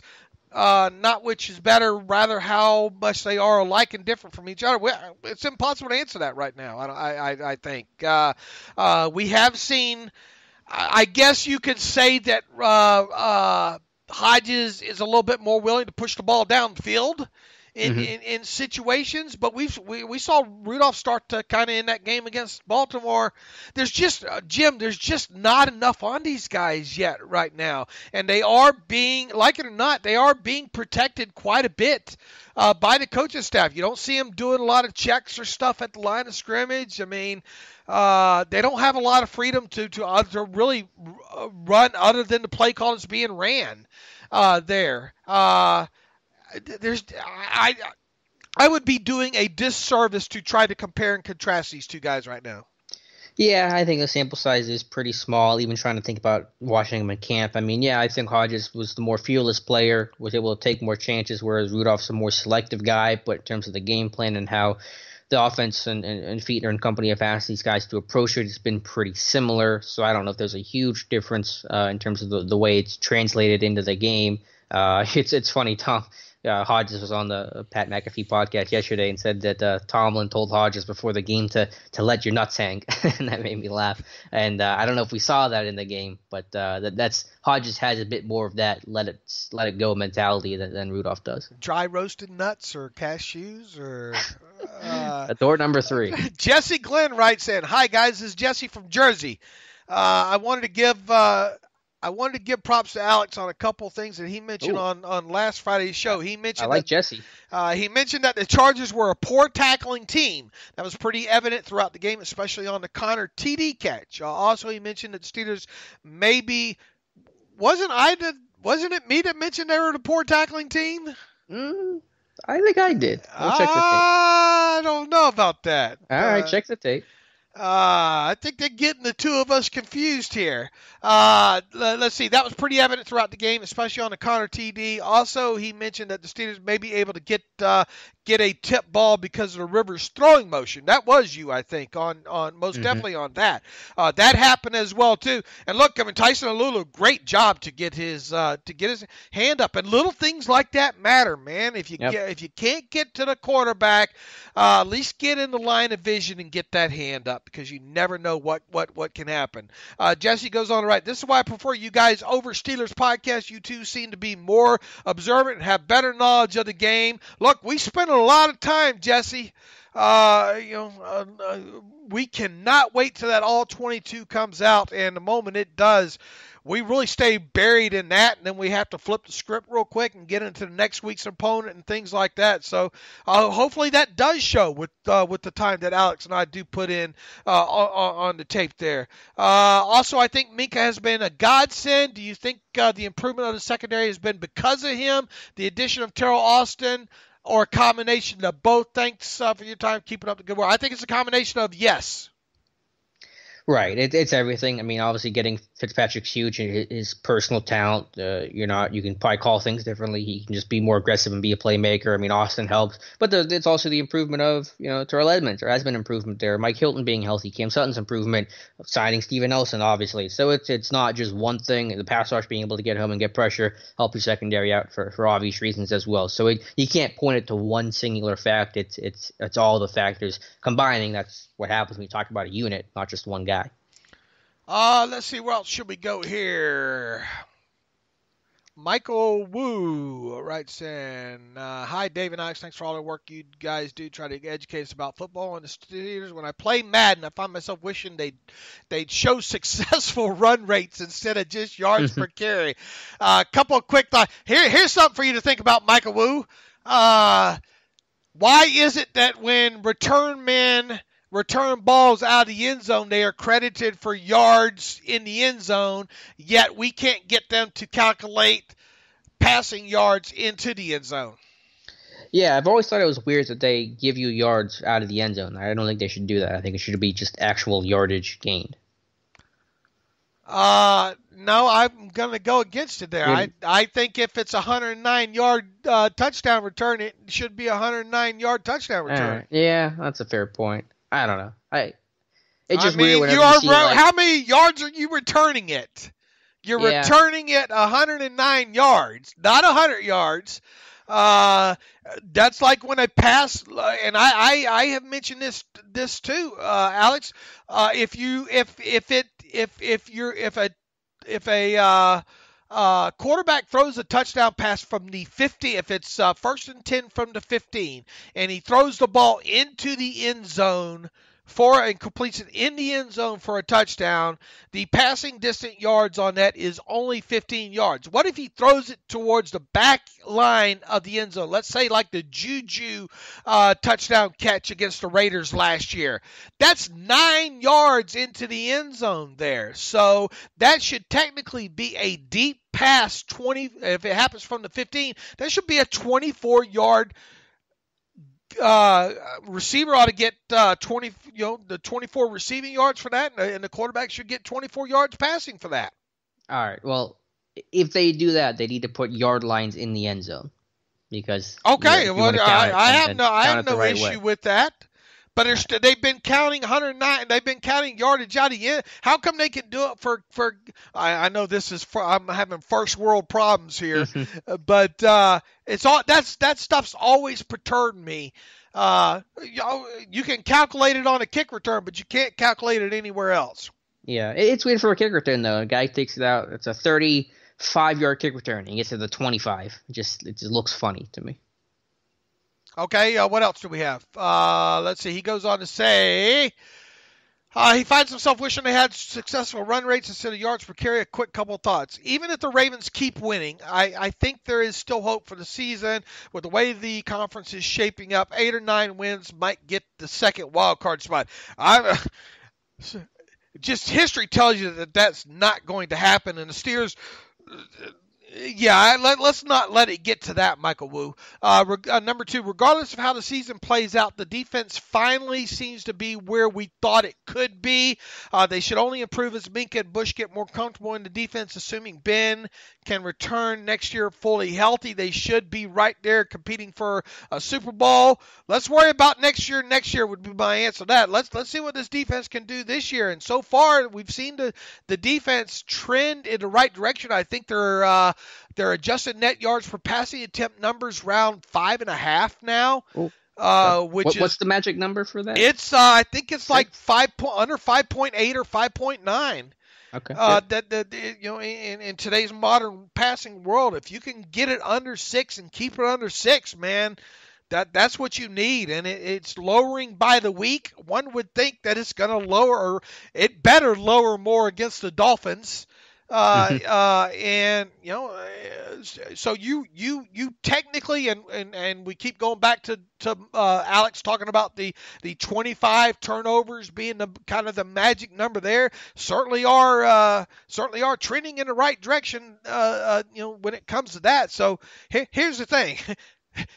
Win, as Adrian told Rocky in Rocky 2, win. And Mickey turns around and says, "What are we waiting for?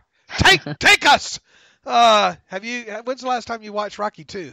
There's so many Rockies. I've seen the first one. I've seen others. I don't remember which ones they were. There's so many of them. Man, Rocky 1 and Rocky 2. There are moments like when in that hospital scene where Mickey says, "What are we waiting for? Take us!" And then they play that Rocky music in there. Boy, that still gets me every time there. So you want to get pumped up in the middle of the day, go turn that clip on the YouTube machine there. Loved the Rocky. I couldn't as a kid. I couldn't wait. When's the next Rocky? And then Rocky 3 came out, and I used to be able to recite Rocky 3. I mean, how are the recent ones? Are they kind of fall off? Not so much. Yeah, always how it goes. Just like with the diehards. Rocky 4 was about where you said, I'm not so sure they should make these anymore, and like they've got another Rambo coming out as well. I was I was your typical kid. I like those action kind of fight movies kind of thing. I loved Rambo First Blood. I loved the second Rambo and the third one, okay, but you get to the point where maybe they need to stop making these things. And I think Rocky kind of jumped the shark there around number 4. I've watched, obviously, Creed and the other ones there, but don't have the same kind of luster. And that does it with Dave's movie reviews from 30 years ago, part of the podcast. Let's see here. How do you think the defense has come along? Yeah, it's come along great. I mean, it's the strength of this team. I've spoken so highly of it. Again, it took investing literally everything in the world, 8 straight draft picks, trading a first for Minka, moving up for Devin Bush. I mean, it took all those kind of investments, Hayden, Nelson, free agent signings. But, I mean, obviously they're playing well, and you got a Mancha Tuitt loss. That's a big blow, no doubt about it. But, I mean, they're the strength of this unit right now, and they will be for the rest of the season. We can't scoreboard watch, Michael, unless the Steelers do their part on the other end. And they have, next couple games here against Miami and Indianapolis, you would think are winnable games. And what can they do against this isn't the Rams team I expected this year, right? Yeah, what did Jared Goff throw for last game? Like 80 yards? Something terrible like that. But they got Jalen Ramsey, so I mean that's a big addition. All right, number 3, he says, it looks like we have a few decent backup quarterbacks that can be part of the organization for years to come. Must be a nice change of pace from having to be Landry Jones apologist for you. I don't know, were we Landry Jones apologists or just thought that he's all right, better than he was given credit for? Yeah, I don't think we were apologists, but I don't want to debate Landry Jones again because that was just an error and a mess that he's with the XFL. They just had their draft yesterday, right? I still contend that Landry Jones might have won that game against Oakland last year.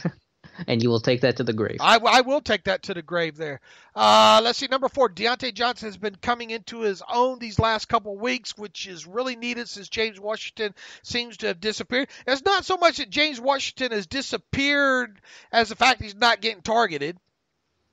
Like I said in the show a few weeks or few shows ago as well too, James Washington is another guy that we just cannot evaluate yet. It's hard to give a complete evaluation on him. He had he trended nice coming out of late last season. You got to get thrown the football in order to really have a lot of evaluation on him. He just hasn't had that happen so far there. So I'm not saying that he's going to. The jury's still out big time on James Washington. Any thoughts on why why they've been throwing it deep to Holton but not Washington, especially since they seem to connect with Holton on any of those? I have to look at the numbers. I mean, they have tried to throw deep to Washington. He had the big reception in the first game. They had the San Francisco game, the play before Johnson's touchdown, where it was a pass interference that probably robbed Washington of a long catch, potentially touchdown. So I don't know if that's an accurate assessment. Plus, he's been hurt. Yeah, I just think he's not meshing well with the current scheme of this offense. This offense has been tailored to be underneath to deal with a young quarterback, not a franchise quarterback, and that's hurting the chances for the deep ball. And that obviously hurts Washington because his MO and the reason why he was drafted was to be the vertical threat. And that component doesn't really exist and isn't really game planned as it would be under Ben Roethlisberger. All right, Michael, thanks for the questions. Joe Taddeo writes in, after watching the All-22, can you give me a better idea of just how good David DeCastro is? From what I can tell, the man is probably the best guard in football, but I am biased and I can't always see what he's doing on every play. I do know I've watched him manhandle several defenders over the past couple years, and it seems like he's only gotten better. Let me know if I'm right or wrong. I appreciate your knowledge on the podcast. P.S. Bud Dupree has been applying great pressure again this year. I was in his fan club last year too, just saying. Thanks, Joe. DeCastro's top 5 guard, in my opinion, in this league. Yeah, I don't know if he's number 1, though I think he's up there. I mean, I'll go with a little stronger take here, is that I don't know if it is going to happen because it is so tough for these guys to get notoriety. But if he plays like this for, the bulk of his career, we're talking about Hall of Fame candidacy for David DeCastro. He's that good. If he can do this into his 30s, and again, it's tough to get in. Faneca is still fighting to get in. I understand all that. But just from a talent and worthiness perspective, he keeps this up for another 7 years. He's going to be a guy that's going to be worth talking about getting in the can.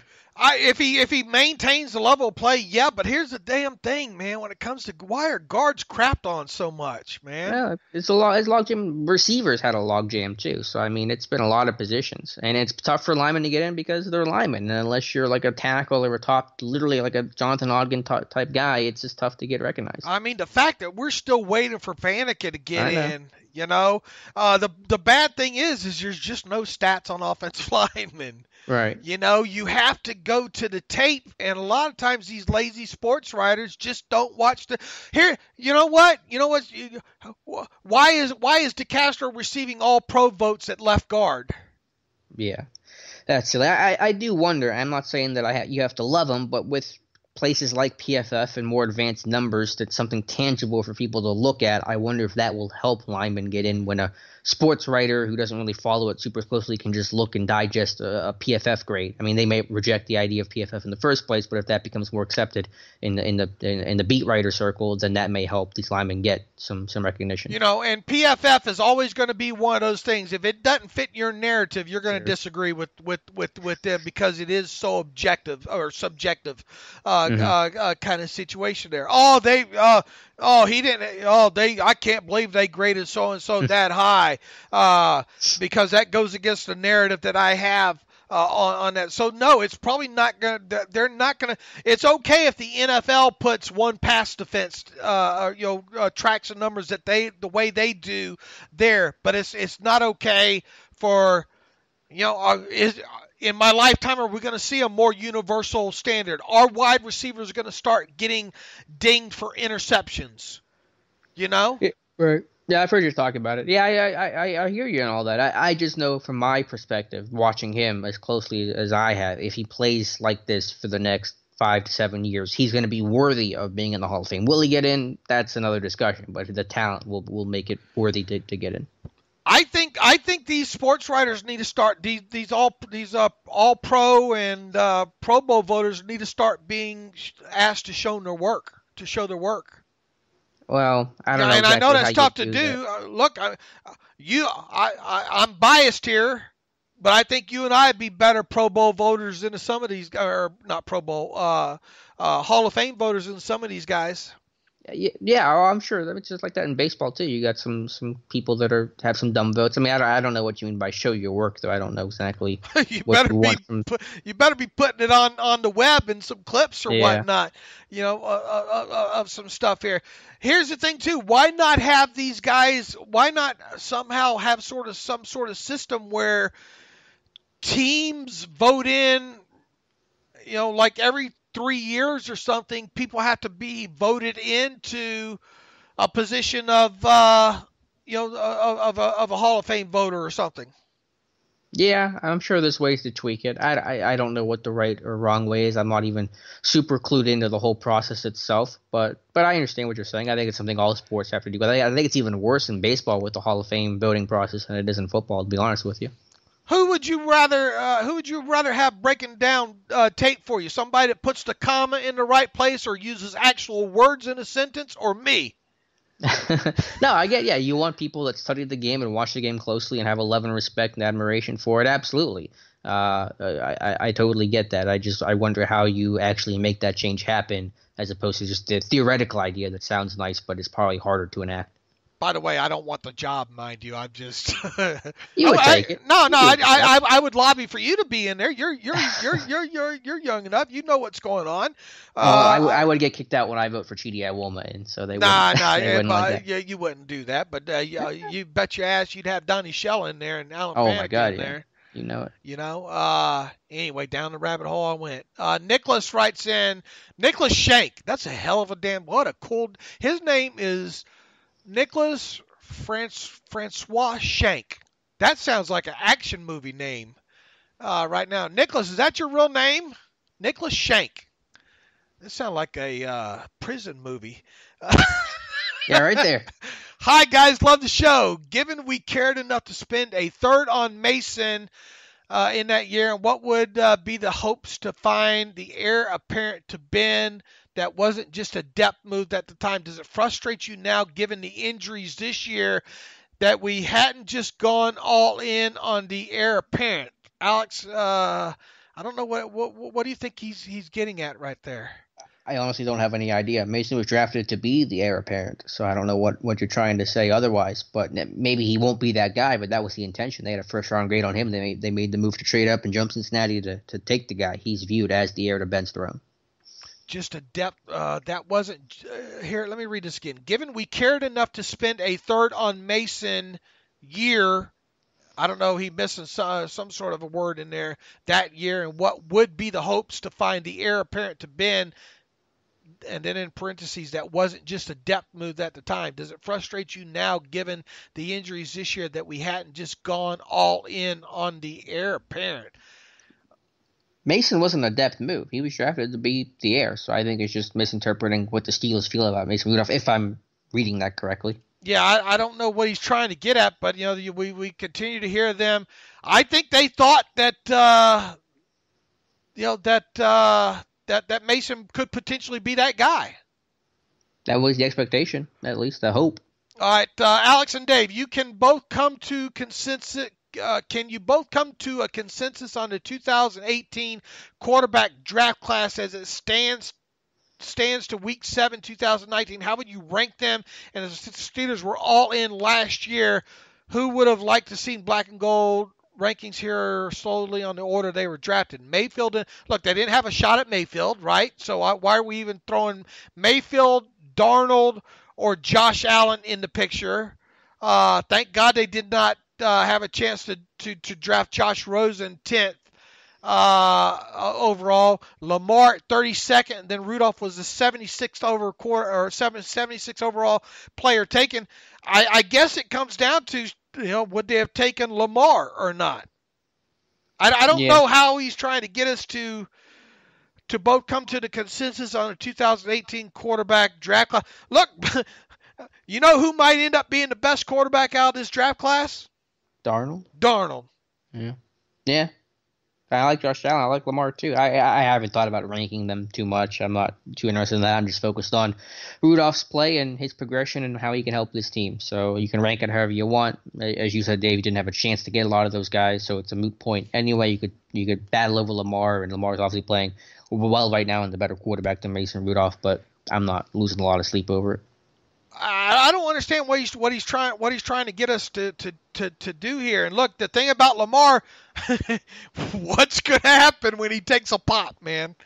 I mean, he's been saying that his whole career. I know he is an electric player. You put up 150 or whatever yards, and you're kind of the dual threat that he is. But what happens when you need him to win games with his arm, and what happens when he starts taking a couple of shots? Well, any quarterback can get hit in my mind. Sure, he can, but you run it 18 times a game. You out in the wide open, you're going to take a pop. Yeah, no, he's a tough guy. He's played through a lot, and I think he's improved as a quarterback too. So I mean, I don't know. Again, these jury's still out on these guys. You try not to make any hard and fast conclusions because we've seen with Mariota and Prescott and Winston how quickly our opinions can change. It's not even worth having that take. But I think he's done a nice job. And don't fall in the trap of trying to rank these guys right now. I mean. Yeah. You gotta give these guys a good 32 game selection, I think, or 2 years. 2 years to be able to correctly identify some of these guys, and some of these guys are just in crappy. Josh Allen's doing a few decent things, right? Yeah, I like Allen. So look, the jury's still out on this. Don't hold our hands to the fire just yet on any of them. Thanks, guys. Writing you from up in Canada.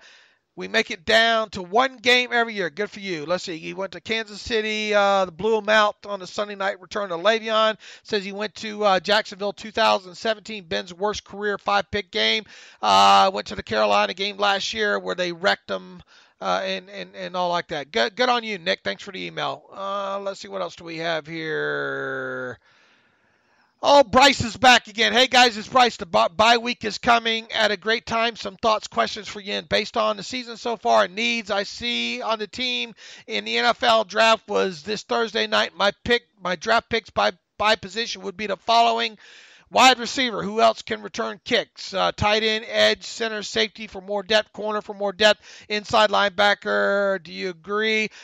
Bryce, I don't really care about going towards the draft right now, to be honest with you. So I'll punt. Go ahead, Alex.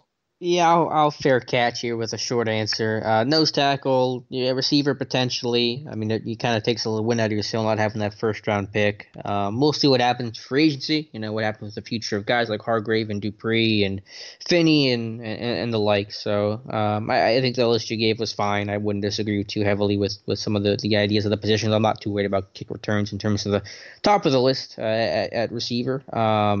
Yeah, nose tackle will be one to certainly address though. And look, they're not going to choose a nose tackle in the first round. Well, they don't have a first-round pick, yeah. So and they're not going to choose one probably in the second round.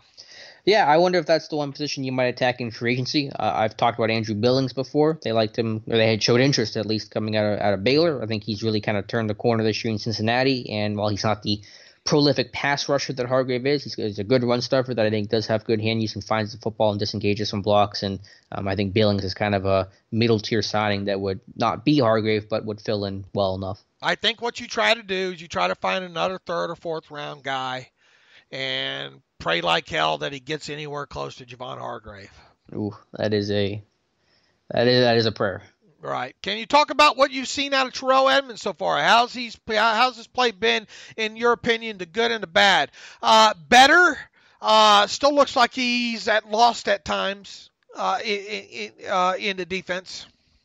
Yeah, I think better is a good way to describe it. After a shaky start, I just want to see the impact splash plays from him. Now that you've gotten Fitzpatrick, this defense is making a lot of splash. He hasn't forced a turnover this year, correct? No forced fumble, no interception.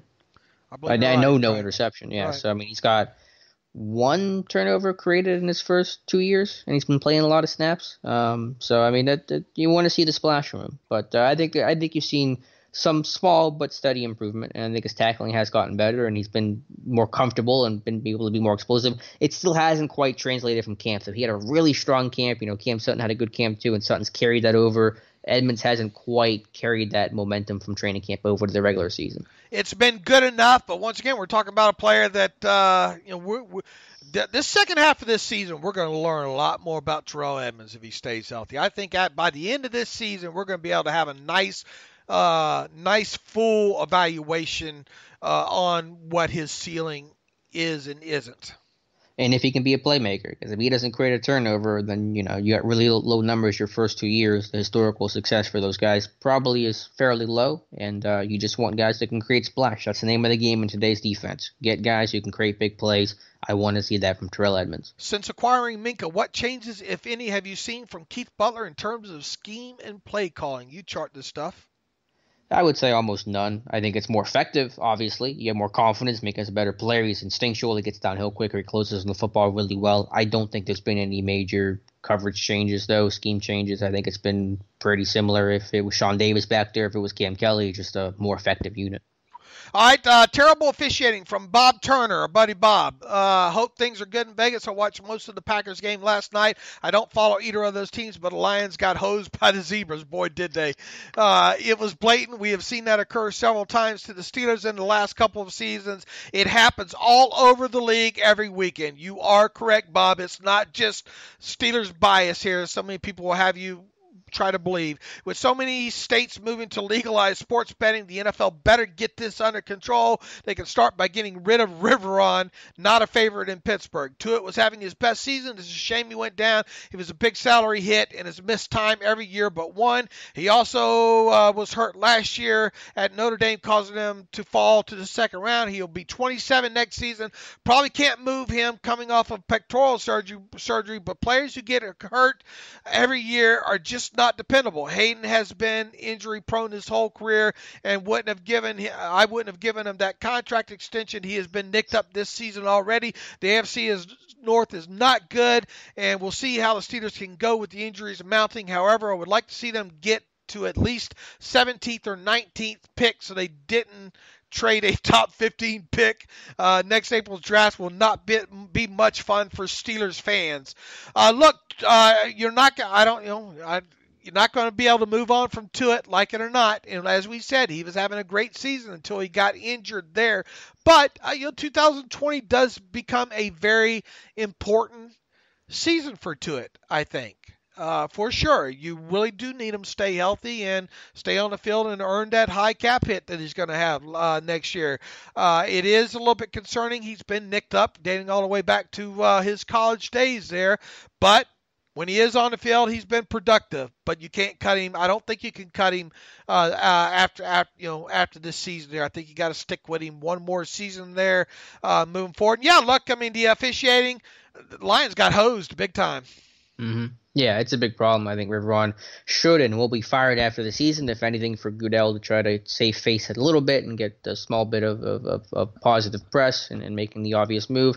Yeah, it's just been frustrating because it's not, I saw some people say, oh, he's Lamar Woodley. He's not Lamar Woodley. His weight hasn't ballooned up. He's not dealing with the soft tissue stuff that, is a lot of conditioning and workout thing. This guy works really hard. It's been this big stuff like the torn pec now and the bicep a couple of years ago, and in college that was a hernia. I mean, that stuff is not really a player's fault. It's just some really terrible luck. So I don't call him Wood. I know you're not, Bob, but I've seen some people say that, and I think that's a really poor comparison. It's just been frustrating because these injuries have not been his fault. All right, Jay writes in, the Steelers have beat two teams with losing records, and I'm supposed to be excited. Other than the Ravens starting too slow, why should I remain optimistic? If they beat the Dolphins, I'll remain optimistic. As you both know, the Steelers usually play down to horrible teams. Are either of you aware of any referee groups that never favor the Steelers? Dave, you're not an asshole. Maybe it's just Alex.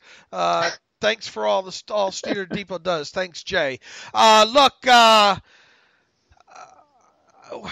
guess why should he be excited and should he remain optimistic if they beat the Dolphins? They better beat the Dolphins. They better beat the snot out of them in that game at home.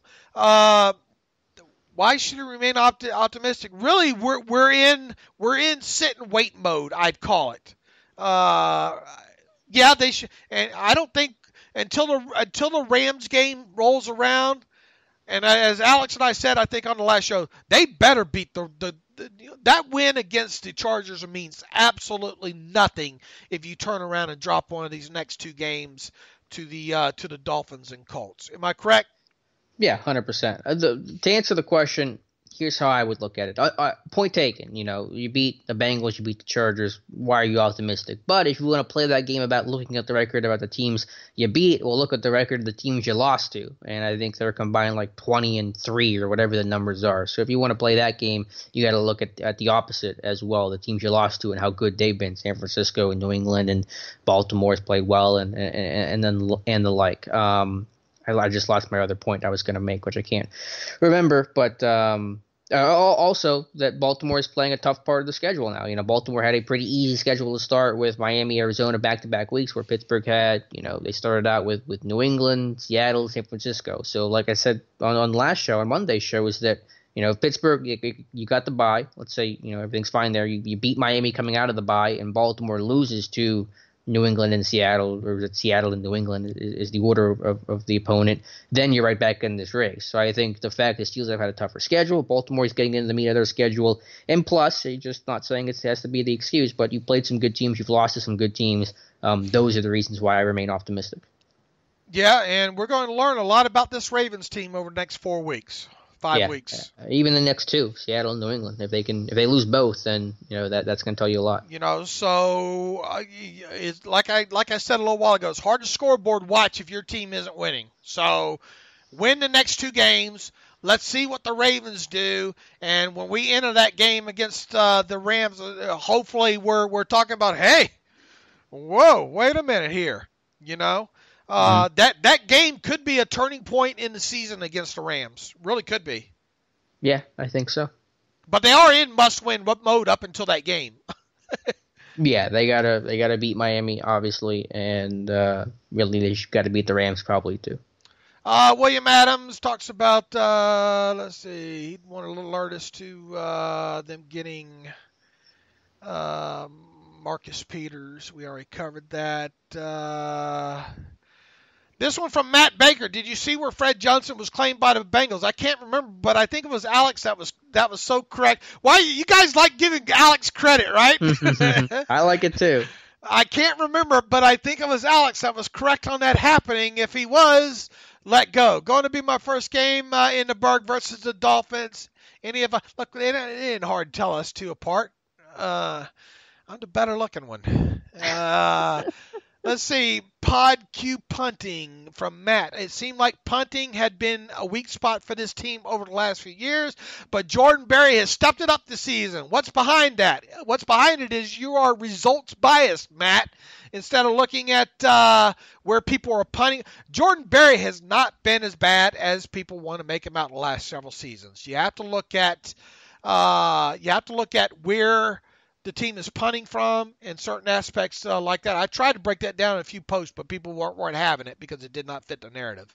Well, I think it's fair to say he's been more consistent this year. Now I want to see what happens when the weather gets bad. Everyone can kick well in September when it's sunny and 70 and there's not a lot of wind and rain and snow. But he's having a good year, and they had a 59-yard net punt against the Chargers, and that's fantastic. His average has been good. His net's rising. It's at 41 point something. Right now, 42 is my elite goal that you should target. So the numbers are going to come down. We'll see what happens when things get ugly with the weather. But, yeah, he's been impressive. Look, no way would I vote for Jordan Berry to go to the Pro Bowl, whatever. But I don't think he's been as bad as what people think and it is. That's what we've been trying to say for a while now. Here's the thing. You probably go with this team stalling out, not driving as much into opponent territory overall. Here's the thing about Ben, and it goes back to field position last year and all. We kept harping about, man, this team keeps starting at their own 25-yard line. That's a lot. No wonder Ben threw for 5,000, 6,000, whatever yards last year and all. But on the flip side, because of them making progress, they were punting around midfield or around the other team's 45-yard line, and you don't have a lot of room to work with there. So could his precision punting use more work? You are probably going to see statistically Jordan Berry have his best year maybe this year. Maybe that's a result of the offense not moving the ball in chunks. Yeah, but I will say, I just looked at the number. The Steelers are fourth in the NFL in average drive starting at their own 31.4 yard line. Again, a lot of that's obviously influenced by the defensive turnovers, but they were 32nd last year in average drive start. Now they're fourth. So big difference. Tom Purr writes saying, hey, David Knox, with the Steelers' absolutely inept ability at receiver right now with Moncrief, Switzer, and Holton, why not look outside the organization to get some guys who are NFL ready and capable for probably pretty close to league minimums? Michael Crabtree, separation, punt, and kick return ability. Mike Wallace, better than Holton, deep threat. Martavis Bryant, if able to play, deep threat. Also, why not give Cam Sutton a shot at returning punts? Love the podcast. The only thing, I'll go with you maybe on Cam Sutton returning the punts, but no thank you on the rest of that. Yeah, unless it's Eli Rogers who worked out for the Bucs yesterday. I don't think they're going to bring anybody back. I understand the shiny new object in free agency, try to bring somebody in, try to make a change, but it's going to be more expensive, and is it really going to work? There's a reason why those guys are out there. I hear what you're saying. This team has to play better. Receivers have to play better, but I don't want to just pretend like I can just bring in some retread receivers and expect things to magically get better with young quarterbacks who haven't worked with them and guys who aren't in shape, aren't in the league right now. I mean, there's a lot of issues there. All right, you think they're about tired of us on a bye-week Wednesday now? I think we're good. Maybe we can do some more mailbag show for Friday, because I don't know what we're talking about for Friday. So we'll talk. We'll find something to talk about here for sure. We'll talk more about the All-22. We'll find something. But in the meantime, you can follow me on Twitter at Landry Jones Apologist. I was wondering why you stuttered for a second there on your handle. That's there you go. A lot of Sammy Coates drafted yesterday in the XFL draft. So a lot of former Steelers, DeMarcus Ayers, Roback. There was a point there with Sammy Coates, man. He went through a stretch there where he was catching everything deep, over the top, and then that hand injury on a ball in the end zone. Was that a game against the Jets or something? And then nothing ever happened after that. But, I mean, there was a span of 3 or 4 games at the start of, was it the second or third season there, where that guy was money deep, and then just fell off the cliff there. Look, I mean, you and James Washington's going to fall into that Sammy Coates, Marcus Wheaton, some of these guys, you just have to wait and see what's going to happen. I think it's a little. Is there reason to be a little bit concerned about James Washington at this point? Yeah, I suppose, but I mean, he's not getting targeted. Wheaton was getting targeted, not catching balls. Sammy Coates was getting targeted, not catching balls. Okay. We got to see Washington thrown to a few more times before we can start, having a little bit firmer judgment on what's going on there. So once again, you can follow me on Twitter at James Washington. Apologist. No, at Steelers Depot. You can follow Alex Kozora on Twitter at Alex is always right and gets credit for things that Dave should get credit for. That's too long for. It's a little with a character limit, I think. Character limit there. At Alex_Kozora. You can follow the show at Terrible Podcast. You can email the show, theterriblepodcast@gmail.com. If you like what we do, and we hope you do, because listenership's been through the roof lately, go to SteelersDepot.com, hit the donate button, upright navigational bar, or if you want an ad-free version of the site, for $25, you can have, for 1 calendar year, an ad-free version of SteelersDepot.com. We appreciate all the support. We love kidding with you guys. I love kidding with Alex. I love breaking things down with Alex. So yes, I am an asshole, but probably not as big a one as most make me out to be. But in the meantime, with that, as always, thanks for listening to the Terrible Podcast. I can't even spit that out right. As always, thanks for listening to the Terrible Podcast with Dave and Alex.